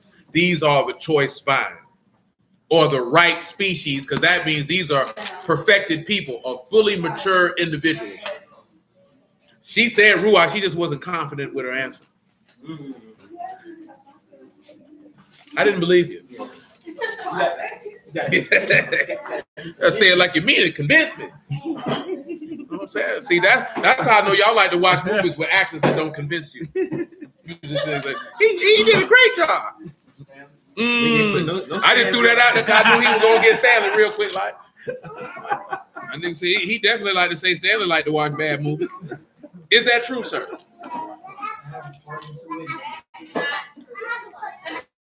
Are you saying that your husband? Oh, so that means y'all sharing bad taste together. Hey, I thought I had 32 flavors. I can't attest if you and your husband like bad movies. Whoa. You can. That one movie like the Behavior House. Oh, that movie was horrible. But it wasn't horrible because it was horrible. It was horrible because it was horrible because we seen a movie similar to that was written and acted better. What else y'all was at?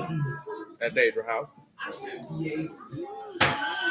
That's why it was bad, because we had seen a similar film that was executed way better. That's a difficult film to execute. So I have to say that. No, the movie was the standpoint of the people are crazy, and it's written and acted as if the stuff is actually happening, but they're hallucinating. And in that film, you could tell that they were hallucinating. Where the other previous film, you could not tell that this was all figments of this nigga's imagination. Woo! He said, That boy had to clear his throat. How many times he done tried to redeem himself? So don't sit there and tell no fable now. That boy said a fable. That nigga say you ASAP. So you said that movie just ass. That movie was horrible. So listen. Let's move on past that. You can talk about his y'all can talk about their cinematic choices later, because frankly I don't give a damn. But when you look at this here, right, binding his foil unto the vine, his ass's coat unto the choice vine. The ass's coat is what's important. What is the ass's coat, ma'am? You don't know what an ass's coat is? What is an ass? What is a coat? So you knew what it was. Huh? Say that again. You just said a coat is a horse. Yeah, you already knew what it was.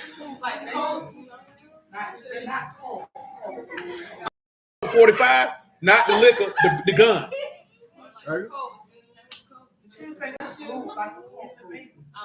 Oh, you thinking about CULT. We talking about Colts, baby, Indianapolis. Horseshoes. I'll be the best reference. That means you wasn't reading along, baby. Now, I want you to understand something. When it says colt here, it's not referring to a horse. Look it up. Tell me what you see. Look at him, sure. That's all. So that don't say and it say on his ass's coat. That say hatan, a she ass, a she donkey. So you got his here binding the foil unto the vine and his son's donkey.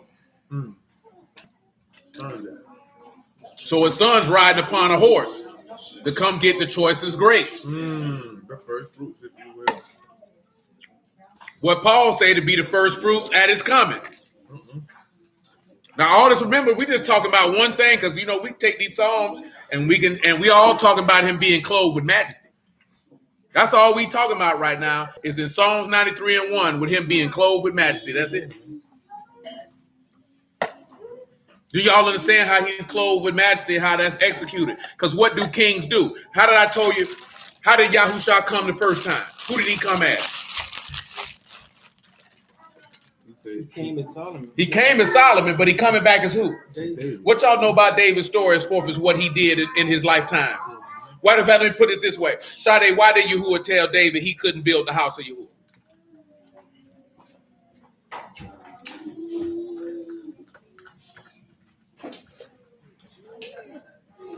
Huh?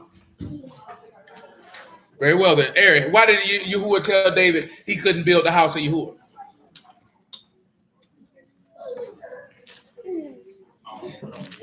Put that in the trash. Thank you.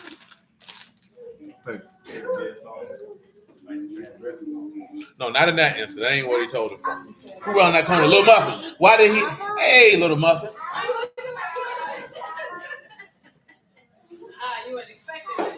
Little Muffin. Oh, you watching Abigail. Why did he tell David he couldn't build the house of Yahuah? What? Why was he bloody? Because he had been fighting wars. What? Lord, that bar house was tight. I get a bucket for the team, man. You can get all the ducks. 2 Samuel, chapter 16. No, I don't want that.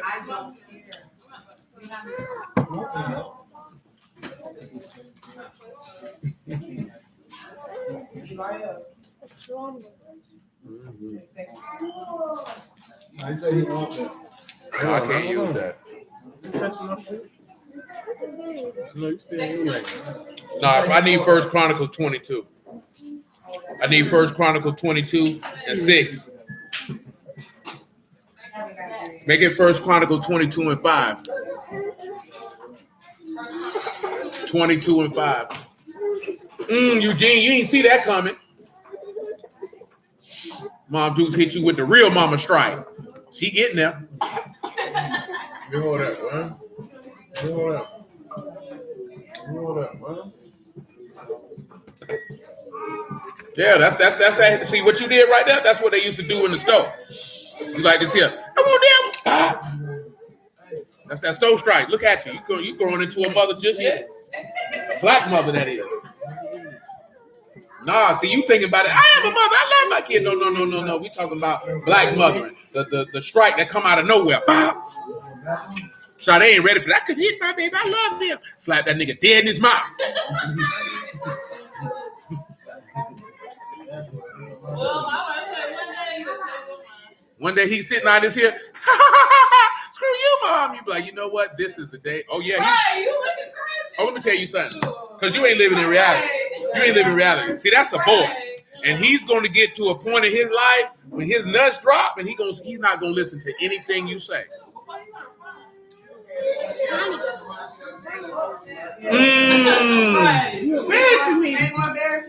Look, I already know that. That's all it takes for you to get embarrassed. Get embarrassed one time, you be like, it's here. This nigga. Because see, you looking at that's my precious little baby. Well, that's a boy. Boys don't care nothing. Listen, to tell you right. I've already said this here before. I know women don't really like to hear that. But once he turned 5, ain't nothing else you can give him. Ain't nothing you can teach him. Nothing. I mean, absolutely nothing. Once that boy turned 5 years old, he need to be with his daddy all the time. Because ain't much you're going to be able to give him outside of domestic skills. Why you think it's so many whole niggas out here? They've been raised by women. I'm talking about, look here, man, all jokes aside, if a man is able to be a man because of being raised by a mother, it's not because of his mother. It's because of him. Or if he had any level of any type of masculine men around him. A man doesn't develop into being a masculine man being raised by no woman. If a nigga give credit to his mama, he ain't no man. What do you know about being a man? That's the first thing you didn't have a pair. That's the first thing when they get to Nothing. You don't even have a pair. And when I say being a man, it goes beyond just like paying. A man and man's interaction is not the same as when a man interacts with you. It's two totally different sets of interaction. Y'all think that all interactions are the same, and they're not. There's nothing that you could teach him about going to be a builder because you don't build. You know what I'm saying? That's not what you do. There's nothing that you could teach him about being administrative, meaning ruling, directing, leading, guiding. There's nothing that you can do. You can't give him any of that. His father has to give him that. Shoot, you want your man to give you that. So how in the hell you gonna get to him?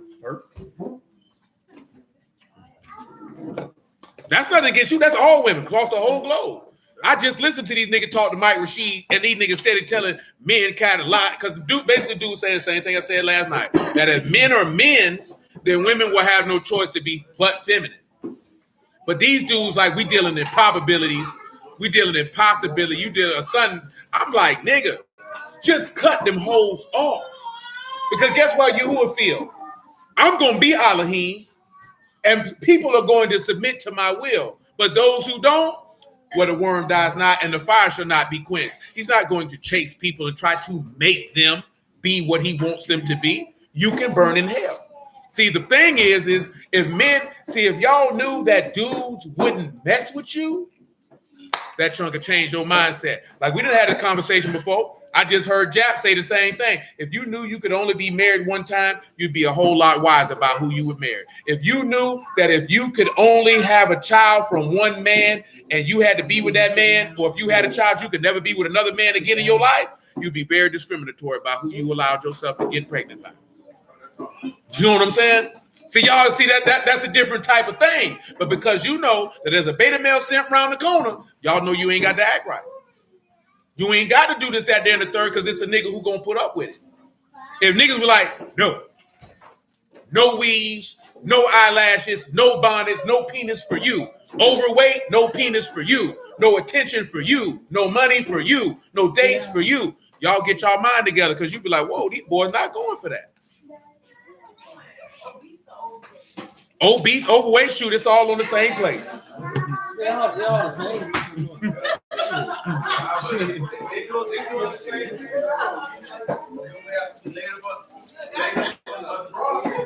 Yeah. But That's the same token now. Look like he just gave the reverse. If you a man and you know that it's a woman who'll give you some buns and you ain't got to lead, you ain't got to provide, you ain't got to teach, then what incentive would you have to do it if somebody gonna give you some twat? But see, most men have more incentive to do that because most women who actually look good ain't gonna give them no buns. Because contrary to popular belief, most men out here, they had the house beating they meat. There's a reason why he showed that post that brother posted with a masturbation kit. It's a real product. You know what I'm talking about? They buying him. Because y'all thinking dudes is getting laid. These boys at home like this here. Saturday night. Nobody again. Looking at that lotion. I'm better than this.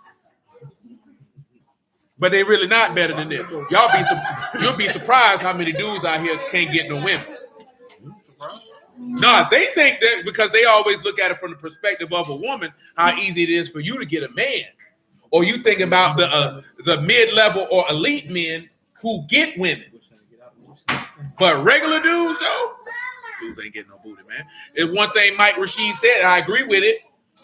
These dudes, like Fresh and Fit and some of these dudes, they set the standard low when the standard should be high for men to hit and not just bring it down here for niggas just to be middling. Because they was like in CrossFit, they don't tailor the workouts for regular people. They tailor the workout for the most elite person in the gym. And everybody in the CrossFit got to hit his workout. They're not bringing the workout down to get to your skill level. What does that do? That gets rid of the trash, and it makes those who want to be great elevate their game. That's what men have to have. You can't have the standard down here. That's why that's the beauty of Yahuah. The standard is up here. The standard is up here. And he's not bringing it down. To say, well, you know, we flesh and blood. All to take you back to Nehemiah. You know what he said. He said, boy, I'm up here on this thing doing this great work. I can't come down to you. You're going to have to come up here to me. You go, that's why when Yahushua was on the tree, come down if you be an Elohim. Shoot, you're going to have to come up here to me, baby, because I can't come down to you. Can't come down to you. But that's how it should be for men. All that talking about women won't do this, women won't do that. Who gives a damn what they won't do? That's not the woman for you. The standard needs to be here, and all men need to strive to hit what's up here. We don't need to bring it down here to make men who don't want to do what's necessary feel better about themselves in the hopes that they can get a woman. If your whole life is revolved around getting a woman, you're already in a bad state as a man to begin with. You know what I'm saying? If your whole thought process revolves around, I need to get me a woman, I need to get me a woman, that's how I know that you a nigga who love and worship his mama and probably want to have a sexual dalliance with her. AKA an edifice complex. You seen Baby Boy. Y'all know what that is. That ain't no joke. I dead serious, but I'm listening to these dudes. That's all they kept talking about. The average dude can't do this. Man, bump all that. Man, nigga, just be a man. Because guess what? A lot of y'all would like somebody who had a certain amount of money, but you'll take a man who's a man over a nigga with money who's a hoe. And that's what a lot of these niggas on the internet don't understand and realize, that if you are a man, that woman is either going to humble herself or she going to have to go. Period, point blank. And if she goes, that's fine. These dudes on the internet want to force women to like them or force women to submit to them. Y'all already know we don't roll with that. Yahuah force anybody to submit? Submission is a choice. What did he tell you in the law? Choose what? I said before you what? Life and death, blessing and curses. He said, therefore, choose life. Choose to submit. I ain't going to force you to do nothing. I'm thorough with mine. I'm 100. I don't need you to do. I don't need to force nobody to do nothing. You know, if you have to force somebody to do something, that means what you have to offer ain't even worth it. When you know what you got to offer is extremely valuable, then you don't have to force nobody to do nothing because that's their loss. That's the attitude that every man has to have. You can only have that attitude when you're operating as a man, that it is going to be quite easy for the woman to operate as a woman. She going to come in, she ain't going to have no problem. Like he said, talking about you dealing with a woman and you tell her make her sandwich. I ain't making you no sandwich. That's misogynistic. See, the first time she told you I ain't making you no sandwich, you supposed to fire her. Because it's something as simple as you asking for her to make you a sandwich and she react that way, that means she don't see you as a man. So you need to get rid of her and you need to go look in the mirror. See, that's not what they telling these dudes. If the women are reacting to you like that, that means you're not a man.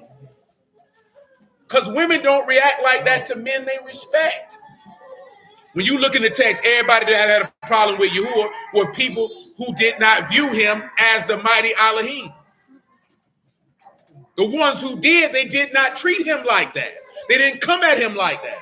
See, the people did not view Yahushua as the mighty Elohim. They viewed him as a usurper trying to take their authority, trying to take their rule. Those who did, you see how they behaved. And guess what Yahushua did? He focused on the ones who believed and submitted to his authority and shunned the ones who didn't. That's what a man got to do. You don't focus on those who don't want to submit. You focus on the ones who do. You can't, that's a lot of dudes, man, they do, man. You can't force nobody to submit. You can't force nobody to follow. You can't force nobody to do nothing that they don't want to do. That's what people have to realize. You can't force nobody to do nothing. If they gonna do it, they gonna do it. Don't be around here forcing no woman to listen to you. You know what I'm talking about? She don't want to listen. Shoot. Take your booth, shine it up real nice, turn that thing sideways, stick it straight up behind, so she can float right up out your front door. You don't put up with that type of stuff, no man. That's what's wrong with dudes, man. That's what's wrong with dudes, man. Don't do that junk, man. Same token, I've told you this before. As a woman, if you look at this man and you don't respect and value him as a man, then you leave him alone. You don't keep dealing with a man who you know you don't respect as a man. That makes no sense. All you're doing is setting yourself up to be miserable and to disrespect someone. No, that's not what you do. First Chronicles chapter 22, verse 5.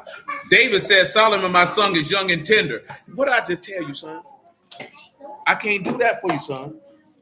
See, now you're knocking stuff out. I can't be your guide and teach the word at the same time, son.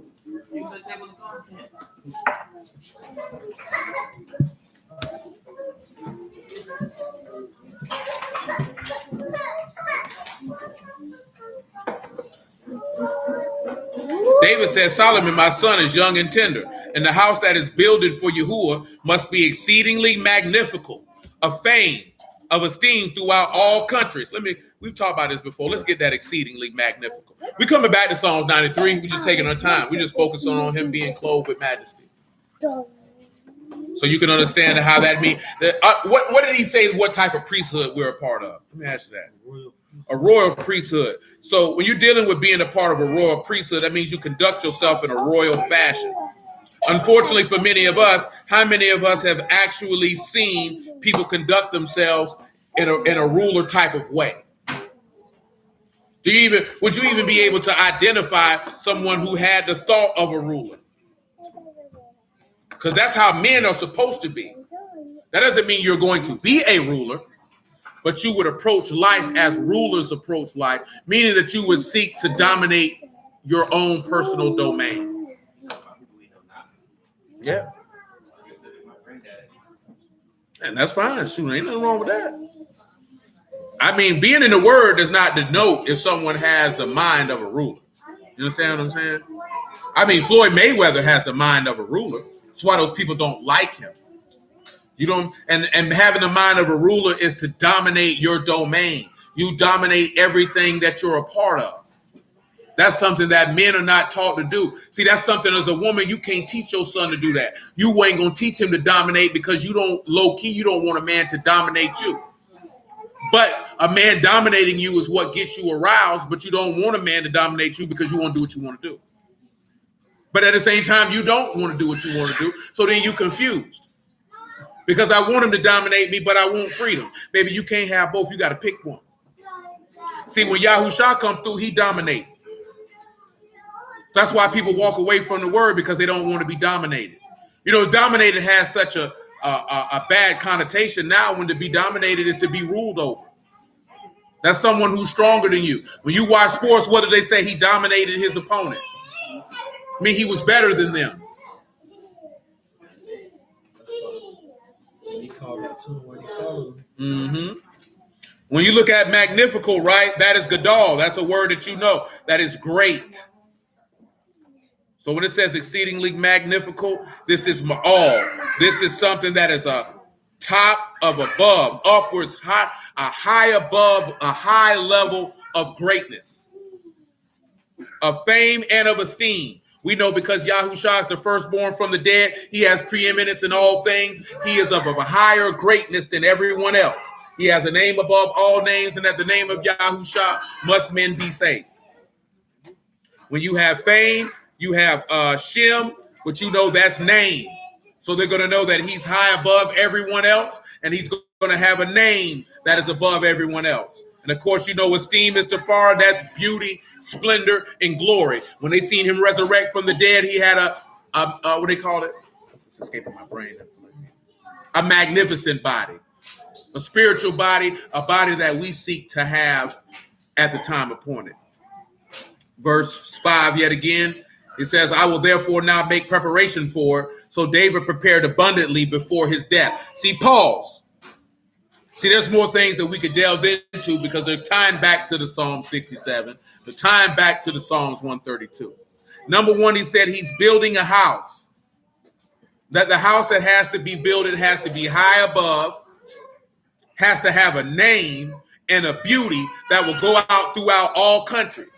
See, when I tell you that mentioned back to Psalm 67, that mentioned back to what? That his way may be known upon the earth and his saving health among all nations. Because everybody must know that Yahushua is high and above, greater than everyone else, and that he has a name and beauty that no one else has.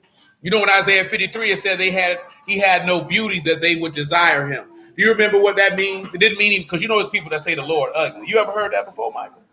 Sade, that's only Hebrew talk, so don't worry about it. That's not normal people talk. They would say he was ugly because of the verse in Isaiah 53. Let me read it to them for those who don't know what I'm talking about. It's right here in Isaiah 53, about verse 1.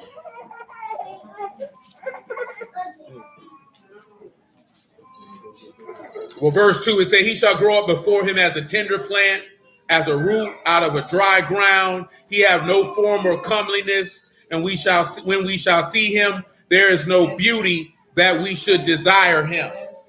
And they'll tell you, see, that means the Lord was ugly.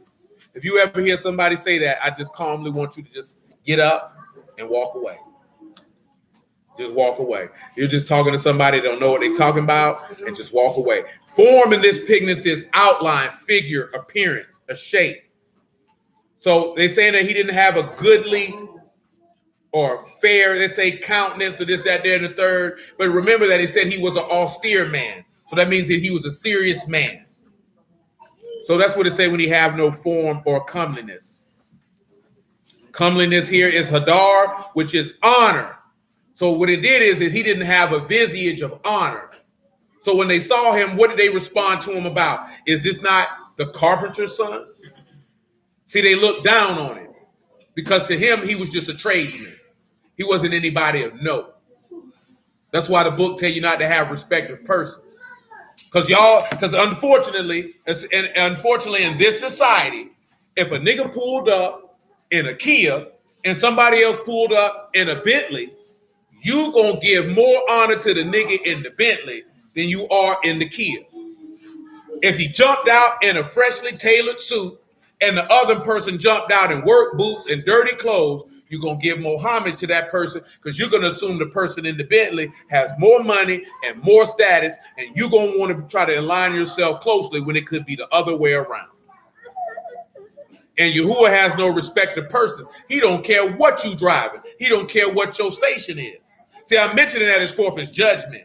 See, that's what he told you in the Epistle of James. If the rich man come in wearing gay clothing and the poor man come in like this here, you're going to tell the poor man sit in the back and tell the rich man go into the upper seat so you can be seen. That's how people operate. See, I would get it if a woman did it before a man to do it. It's quite distasteful. Because at that point, you fanboying, you riding somebody's handlebars, and it ain't cool. Especially not dealing with no word. You dealing with some word. That junk don't mean nothing. That's why dudes get caught up in titles, pastor, apostle, this, that, there, and the third. When you look at it too, like He didn't come like looking like Saul. He came humble like David. Yeah. I mean, they were looking for somebody who was head and above, bound everybody else, and this, that, and the third. Of course, we mentioned the form, no comeliness. Now, when it says beauty, with this one here, it is moray, and that means sight, appearance, vision or power of seeing, supernatural. It wasn't somebody that they look to and they say that we desire what he's offering. Had nothing to do with him being unattractive. Absolutely nothing to do with him being unattractive. Back to 1 Chronicles 22.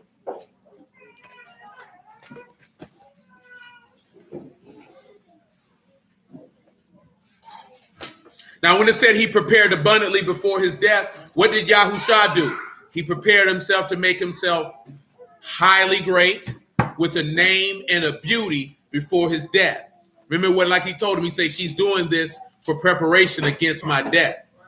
But Yahuah willing, we'll revisit this. And again, all of this is from Psalm 93:1, just from Yahuah being clothed with majesty, being clothed with royalty. We didn't already talk about this before. In order for him to be royal and to become king, he had to suffer first.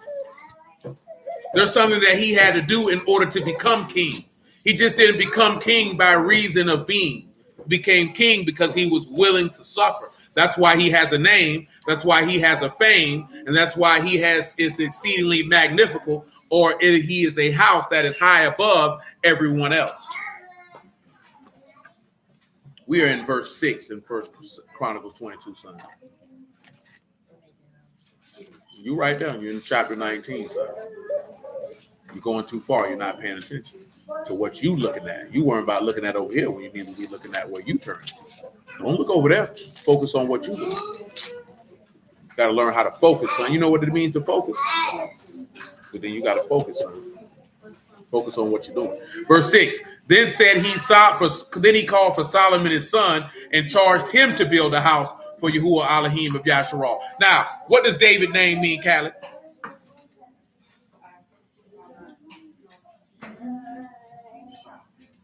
Sit down correctly, son. Kalisha, what does David's name mean? Mommy. Beloved. What did Stellan, what did the father say to Yahusha in Matthew 17? So that's another instance to where you know when he was on the earth, he was David. Because he was the beloved. But he wasn't the one who built the house, because he said, destroy this house and I'll build it up in 3 days. So when they destroyed this house, because remember, Amos 9 tells you that he will rebuild the tabernacles of David, which are ruined. So when he went in the grave, remember, he said, this is the tabernacle which the Lord has pitched and not man. When he resurrected from the dead, what does Solomon's name mean, Glover? Darius, what Solomon's name mean? Shalom. Peace. So guess what? When he resurrected from the dead, he was peace. Therefore, that's how he is the one who was able to build the house upon his resurrection. Again, we'll revisit all this here. And guess what? Solomon was king. David was king. That's why they're clothed in majesty. Royalty. See, one thing about that, see, that's the thing that kind of Monique was trying to get to the point of about women wearing bonnets out the door. I just seen somebody talking about wearing bonnets and do-rags ain't ghetto. That's black culture. That's folly. The reason why it's folly, because I'm telling you, like, to walk around, if you got a bonnet on, that means your hair ain't done. So that means if your hair ain't done, why is your funky behind out the door? See, no self-respecting woman is going to go out the door with her hair not done.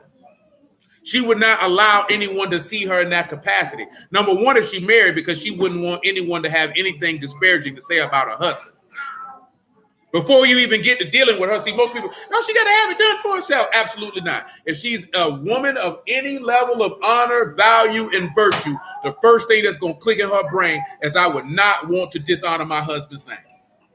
I would not want to walk out the door and somebody see me and have something negative to say about my husband. If you remember what it say about that virtuous woman, it say that the men praised her in the gates to her husband. Not to her, they were telling it to her husband. saying, you know what, hey, boy, well, your wife all right, boy, she be holding it down. See, that's a different type of thing. Secondly, she ain't gonna come out the door looking like that to dishonor herself. Thirdly, she ain't gonna do that just because it's improper. See, if you see a woman come out the door, see, if you don't sit still and all that rocking, you're gonna have to leave from over here. This ain't no rocking area, no play area, no none of that.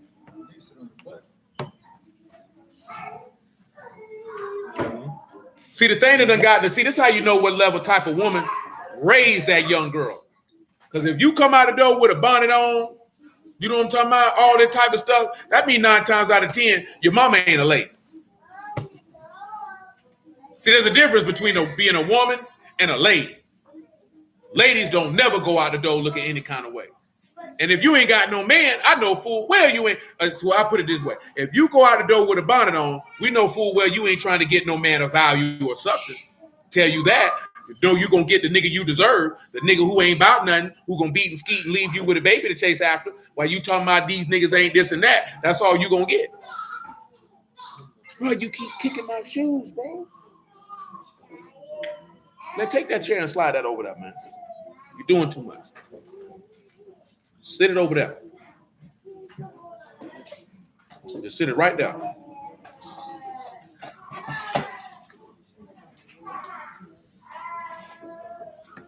You have to understand that, right? I seen a chick the other day, and this is accurate. I've told y'all this before. The more modest you dress, you know that cuts down the level of type of men that approach you and how they approach you. Some of you used to dress like a whore, and you knew what quality of men you was getting. Trash. You understand me? Come outside with your booty cheeks hanging out, titties out, thighs out, birth canal showing, and you think you're going to get a man of substance? Don't no man want to be married to that. Who want to be married to a woman who, like this here, what that nigga say, them straight? Well, you already know. You see a chick, she always showing her booty on Instagram, but she ain't no man want to be married to that. Straight. She ain't domesticated, she's a straight. And my man say, nigga, she a German Shepherd. But I'm being dead serious, though. You see a woman, all she do show her body, you're not going to get a man of substance. You can say, I can dress how I want, and you can. But you're not going to get no man of substance. Don't no man of substance want to be married to that. He'll hit that, but he don't want to be married to that. Because he doesn't want that mind raising his kids. See, that's the difference with what women don't realize. Y'all niggas married for a nigga to take care of you. Men married to have children. Because there's really not an overwhelming benefit for a man to get married other than having a stable environment for his children to be raised in. Because you're not giving him anything that he can't give himself. What are you actually giving a man that he can't give himself? You know, I give him support. He don't need your support. He can support himself. I can cook. He don't need you to cook. So that means, and I'm mentioning that because you know why? Did any of your mothers ever teach you how to make yourself be indispensably valuable to a man that he wouldn't care to even entertain the thought of allowing another woman to enter into his circumference? I doubt that seriously. So the only value that most young women know how to do is to bring their vagina and a hot plate. Well, there's plenty of hoes out here with vaginas and hot plates. You know what I'm saying? But if you look at the women who dudes, like that woman that you read about in that Proverbs 31, that is a woman who made herself so valuable to that man that he can sit around and say, shoot, what? My wife's solid, to where other men are saying the same thing. That's what young women ain't taught no more. That's why I told y'all, shoot, well, I already know because I've been around women who that old. Well, y'all niggas don't know nothing about going out that door and plucking your own vegetables, bringing them to the house, cleaning them up, getting up at 3, 4 o'clock in the morning, cooking breakfast from scratch, cleaning the whole house, taking care of kids, and do that junk every day and never talking about I need a break, let me go on a girl's trip and all this other stuff. Y'all niggas don't do 85%, and I'm being generous with the 85, of what women did 60 years ago. Much less 100. 60 years, you ain't doing nowhere near as much. Not even close. Them women ain't had no dishwasher. You niggas can just pop open the machine and drop your dishes in it. You can just go to the grocery store and get your food. It's some women who had a time period while that man was out doing what he was doing. That woman went out there and slaughtered them animals and skinned them and cleaned them and brought them in the house and cooked them. She didn't sit around and say, "Oh, my husband got to come back before we kill the goat for dinner tonight." Oh no, she went and cut that nigga throat herself. She ain't had time to wait for him to come back. He out there working. What am I sit back here? Now, when he come back home, oh, I couldn't kill the goat, baby. I was waiting on you. So he been working 12 hours. Now he can't eat tonight because you ain't want to kill the goat. You funky slut hole. You ain't did your job. Get out my house. Straight up and down. That's done different. See, you have creature comforts that have made, and not just women, it's made all of mankind lazy. You know what I'm talking about? You used to have to get a nice little bucket and that little rake and wash your clothes and drawers on it and go out the door and put them on the clothing pin and let them hang out there and dry. Now you niggas cry by walking your clothes down and put them in the washing machine that do all the washing for you, and take the clothes and put them in the dryer that do all the drying for you. And still ain't even in no rush to put the clothes where they supposed to go. If you would have been in the 40s and 50s, nigga would have put you out their house. Oh, you know, because you'll never fold no clothes. Yeah, 3 days later.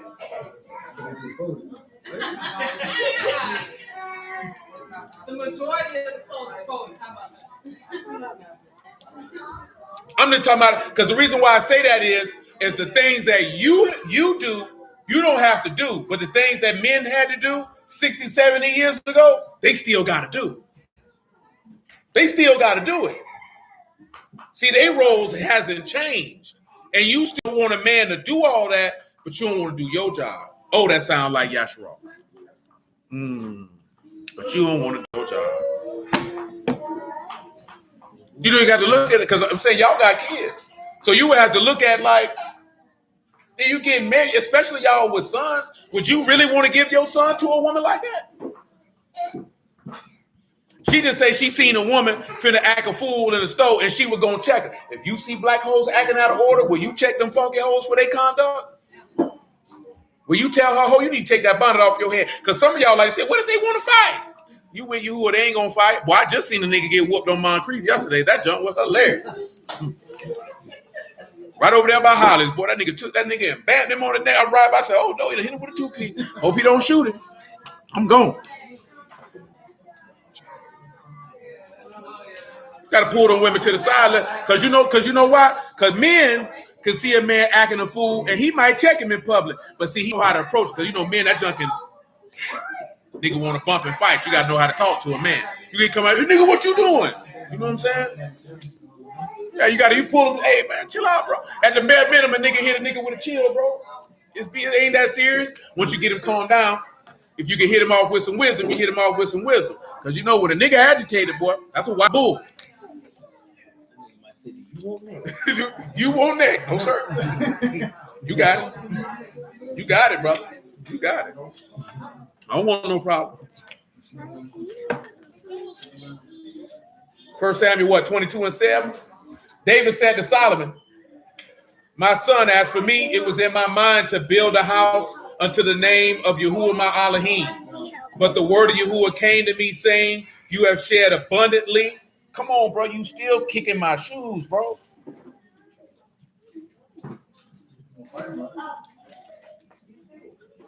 He said, but the word of Yahuah came to me, saying, you have shed blood abundantly and have made great wars. You shall not build a house unto my name, because you have shed much blood upon the earth in my sight. Behold, a son shall be born to you, who shall be a man of rest. And I will give him rest from all his enemies round about, for his name shall be Solomon, and I will give peace and quietness unto Yasharal in his days. Now look at this here, right? Because we kind of just talked about that with the aspect of, if a man take a new wife, he should not be charged to do what? Go to war. When Yahuah shall come and deliver Yasharal, there'll be quietness and peace. How do we even know it went that far? When Gog and Magog rise up, Yahuah still don't have to lift a finger to fight him, because his father gonna kill him. That's how you know that he came as David. He came as Solomon. He's returning as David, and then revert back to Solomon after the war, because then he's going to give him a throne that has been established forever, because he has to come in the earth and shed much blood. He has to come through and be David and fight the wars of Yahuah. What is the number one thing that David did while fighting the wars of Yahuah? He expanded the territory. If you pay attention to Genesis 15 of what he promised Abraham and what Yahushua is coming to do, he's coming to expand the territory and to put down all the kings of those territories and overcome them the same way that David did and take their crowns and make them his own. Absolutely, the borders are bigger in Ezekiel than what's in the law. Massively bigger. The borders in Ezekiel are in line with the borders in Genesis that he promised to Abraham. You're going to have a massive territory of land. You understand? So that's why he's coming back as David. But after he fight the wars, he's not going to be charged. After he come back and fight the war, then the land is going to be quiet, which means he would be Solomon again. And he's going to sit on the throne, and Yasharal is, you're not going to have any threat from any of your enemies. You're going to have peace. You're not going to have any of that. And he's going to build the house, as you see in Ezekiel 40 through 48. Same thing all over again. It's just understanding the path, which the David and Solomon angle we have to deal with, just because we ain't did it yet, along with sprinkling in the aspect of talking about, well, we did the part of him coming as returning to Solomon. Well, coming as Solomon, but not returning as David, because that's kind of swift. But we still need to talk about the aspect of David and Yahushua suffering before they became king. Because before David became king, he suffered first. Before Yahushua became king, he suffered first. That's how you know that in order to become a king, there has to be some manner of tribulation that an individual endures. This is why he said he's able to make us kings through his own blood. That's why he say all that were into the kingdom of Elohim will suffer tribulation. There will be some manner of trouble that an individual will suffer. That's why he say you must endure hardship as a good soldier of Mashiach. Most individuals, see, that's the difference also with men. This is somebody was explaining to this woman on another podcast, but the woman wasn't catching what he was talking about. Men must endure some manner of hardship as a young man, period, in their life, period, for them to fully be able to be developed and be a man. A man cannot have an easy existence, and you're going to think that you're going to have a valuable, successful man. He must have some manner of trouble, that he has the mental capacity and the ability to overcome adversity. We're not talking about no heartbreak or no junk like that. We're talking about a period of trouble where he will be forced to use his mental faculties to overcome it. Men must face adversity in order to become any manner of men. We're not talking about adversity like, oh, I'm finna be homeless.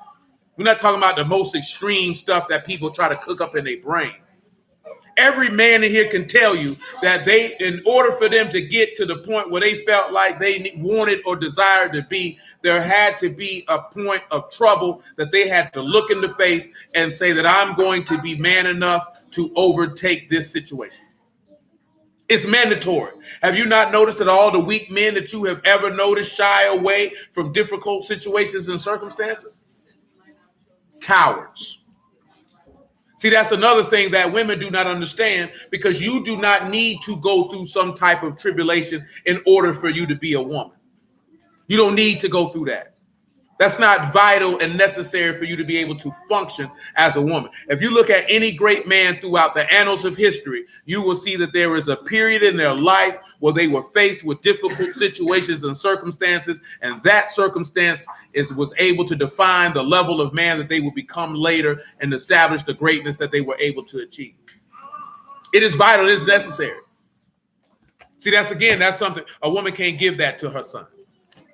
She can't teach him that, because she don't know anything about that. Do any of you ladies feel like y'all need to go through some manner of tribulation to be a fully functioning woman? Do you even look forward to any manner of tribulation? How does tribulation make you feel? Do you get flustered? Do you look for someone to give you some manner of comfort? Guess what? Men don't have that option. He got to figure it out. Now, he may get comfort from those men in his personal circle, but at the end of the day, he got to figure that out. Stop it. Get your hand off it. I guarantee you every man in here can give you a story of some adverse situation that they had to tackle. Some that might have been positive for them, and some be negative. Negative meaning they did not handle it in a fashion. Hey, get from over here with all that. Get from over here. Get from over here with it. I know he ain't get hit. He just crying. Hey, Joe. Go on. Go back there with your mama. Close your mouth. I scared him.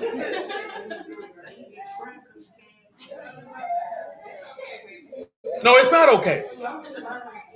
It's not okay. He mad because he can't have. Don't hug him. He ain't sleepy. That boy was good and woke when he was playing in that book. She took that. Don't hug him.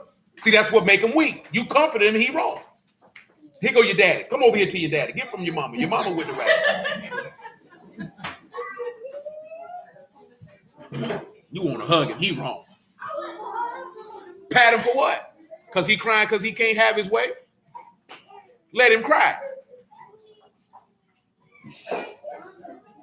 He was tearing your Bible up, and it was removed from his presence. Usual suspect. Get you a clean haircut, you don't know what to do with yourself. Look at you, you ain't crying no more because you're full of crap. Now you want to... See, that's another thing y'all like to do. Them children be wrong, you want to hug them. That's my baby, it's okay. Push that nigga on the floor. Come over here with that. Don't push him on the floor for real. Meaning tell him go on somewhere. Don't literally push the boy on the floor. That's just not right. I'm talking about just go on somewhere. You park with kids, that's very good. You know what I'm saying? You go on somewhere. I want to hear all that junk you got going on, boy. Ain't nothing wrong with you. See, boys need that one now, because see, that's what makes weak men. That's what makes weak men. When he don't get his way and he cry, and you come and comfort him and pat him on his back.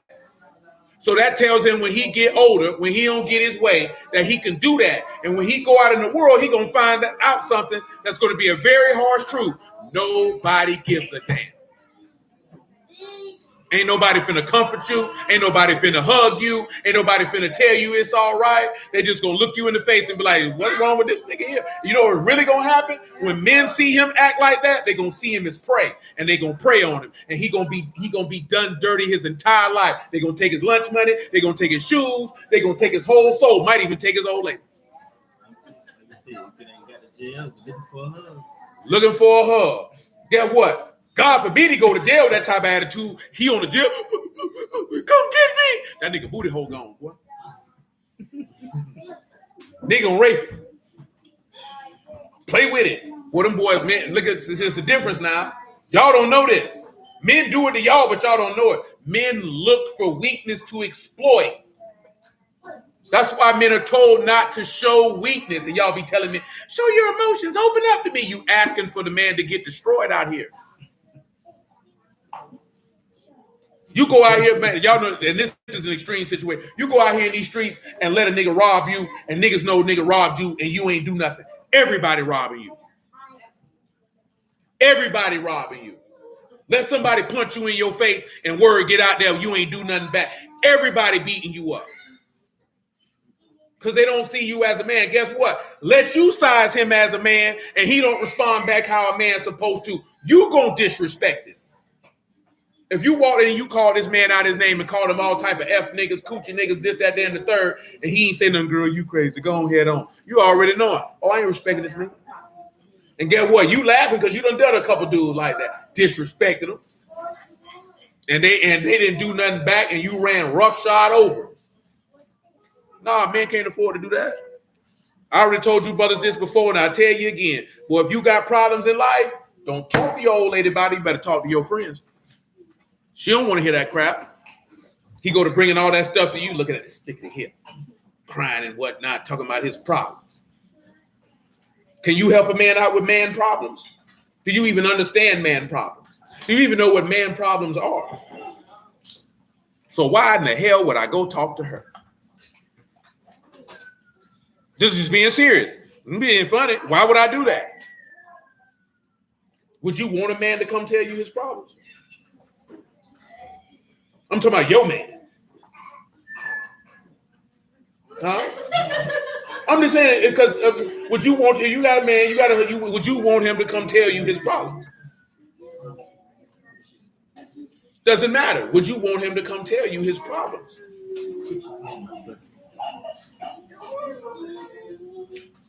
No. Do you want him to come tell you his problems?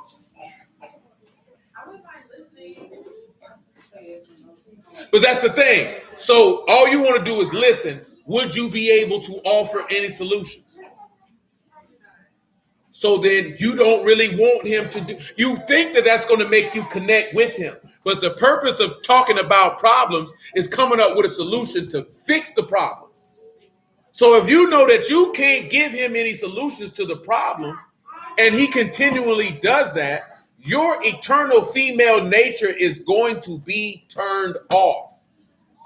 You're not going to see him as a person of stability. You're not going to see him as an individual who can solve problems. You're not going to see him as a person who has control over his emotions. You're not going to see him as a leader. You're not going to respect him as a man.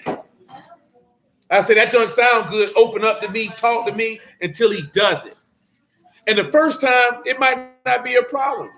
But if your man came to you telling you, baby, I don't know now, I lost my job, I think I'm finna lose my job, money gonna be like this here, automatically your brain goes somewhere else. Look how her face just went to looking. Now you don't respect this nigga, but y'all say this is what you want a nigga to do. But this is what y'all say that y'all want men to do. Now you looking at him like this, oh, this nigga finna be broke. That's the first thing clicking your brain. Oh, this nigga finna be broke. Going to the next shot. Shoot, it's time to find me my backup nigga. Let me call him.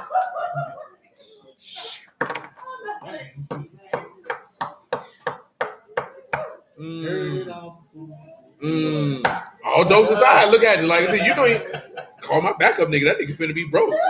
I gotta make sure my parachute ready.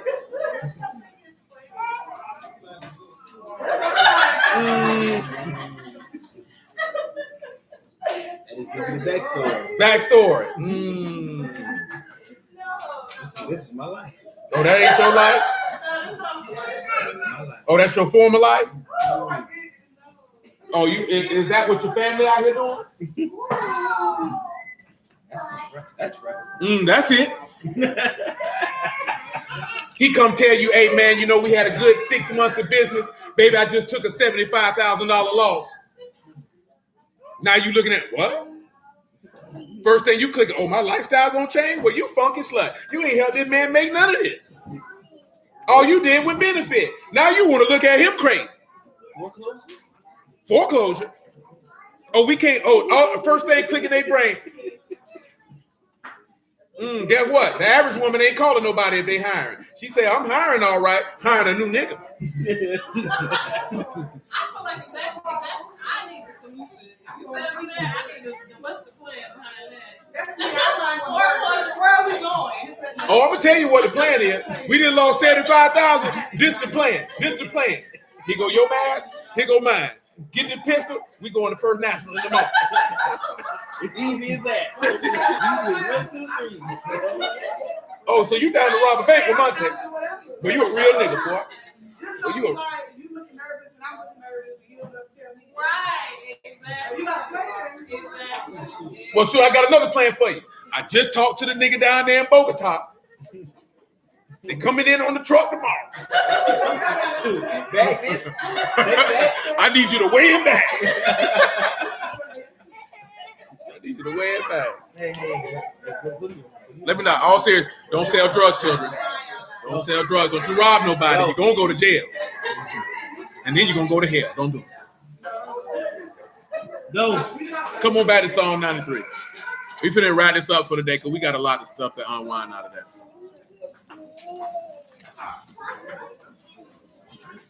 Now, I just had somebody come tell me. Now, I don't know what he did. He told me, like, yeah, I took a loss. 6 figures.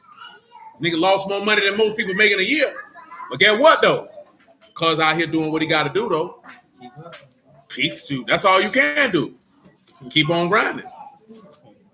Man, like this here, that boy said, whoo, I had to shake back. But what happened was he just had a couple business ventures. Chunk was eating up bread. Couple things ain't go how they thought it was going to go. That's just business. See, that's the aspect of business that people don't tell nobody. That, yeah, you could be doing good and take a major loss.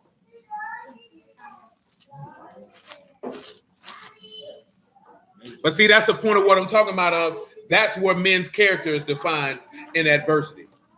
See how you talking about? Oh, if he all nervous, that's not a man who's made for the fire.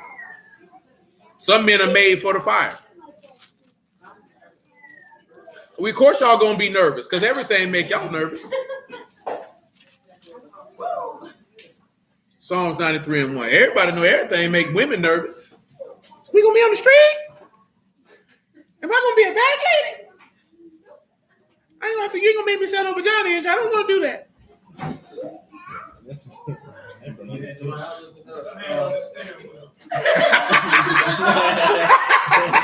What you say, my nigga? Yeah, you know what I mean. Not being all jokes aside, but that's the thing though. That goes back to what I mentioned last night. The man has to be the rock.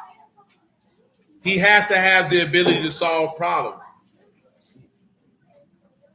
You know what I'm saying? He has to have that ability. If he doesn't have that ability, that's why you can't spend time worrying about what women are doing or what women aren't doing, because it doesn't matter.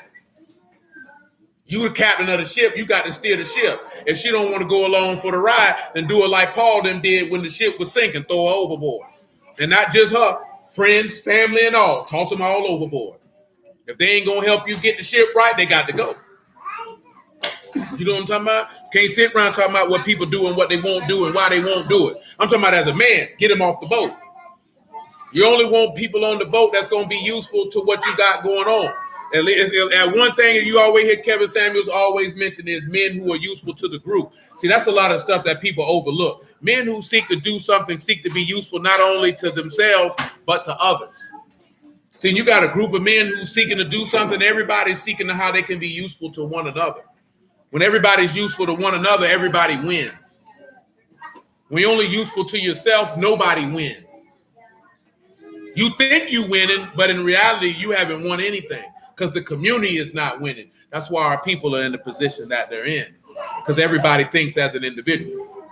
You can think as a community and be an individual at the same time. You have your individual benefit of what you're seeking to do for the community at large. If you're useful to others, they'll be useful to you. Everybody wins. But sit down, son. What is you doing? Sit down. Yahuah reign. He is clothed with majesty. Yahuah is clothed with strength, wherewith he have girded himself. The world is also established that it cannot be moved. Yahuah willing, we still got a little bit more to touch with strength and the other points that are brought out with that. So, we'll come back to that 1 Chronicles 22. Matter of fact, what I'm going to do, Yahuah permit, we're going to take, because we didn't get to Psalms 97 at all. So that's cool. That's not a big deal. Bruh, stop kicking my shoes. Are you going to pay to get these shoes clean?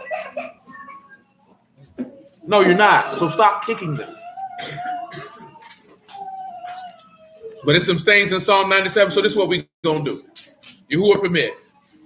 We're going to take this Psalms 93, that Psalm 67, that Deuteronomy 28, and this 1 Chronicles 22, and we're going to go ahead and probably grab another psalm that talk about David's suffering and go ahead and start dealing with the sufferings that David had to endure in order to become king and tie that with the Lord, so we can start the process of looking at how he came as Solomon the first time, but he'll be returning as David, because we already pretty much are dealing with those things in other places. We can just take them all and meld them together. But hallelujah for Yahushua in the word. I appreciate y'all time this evening. Bless y'all in the house of Elohim in the name of Yahushua.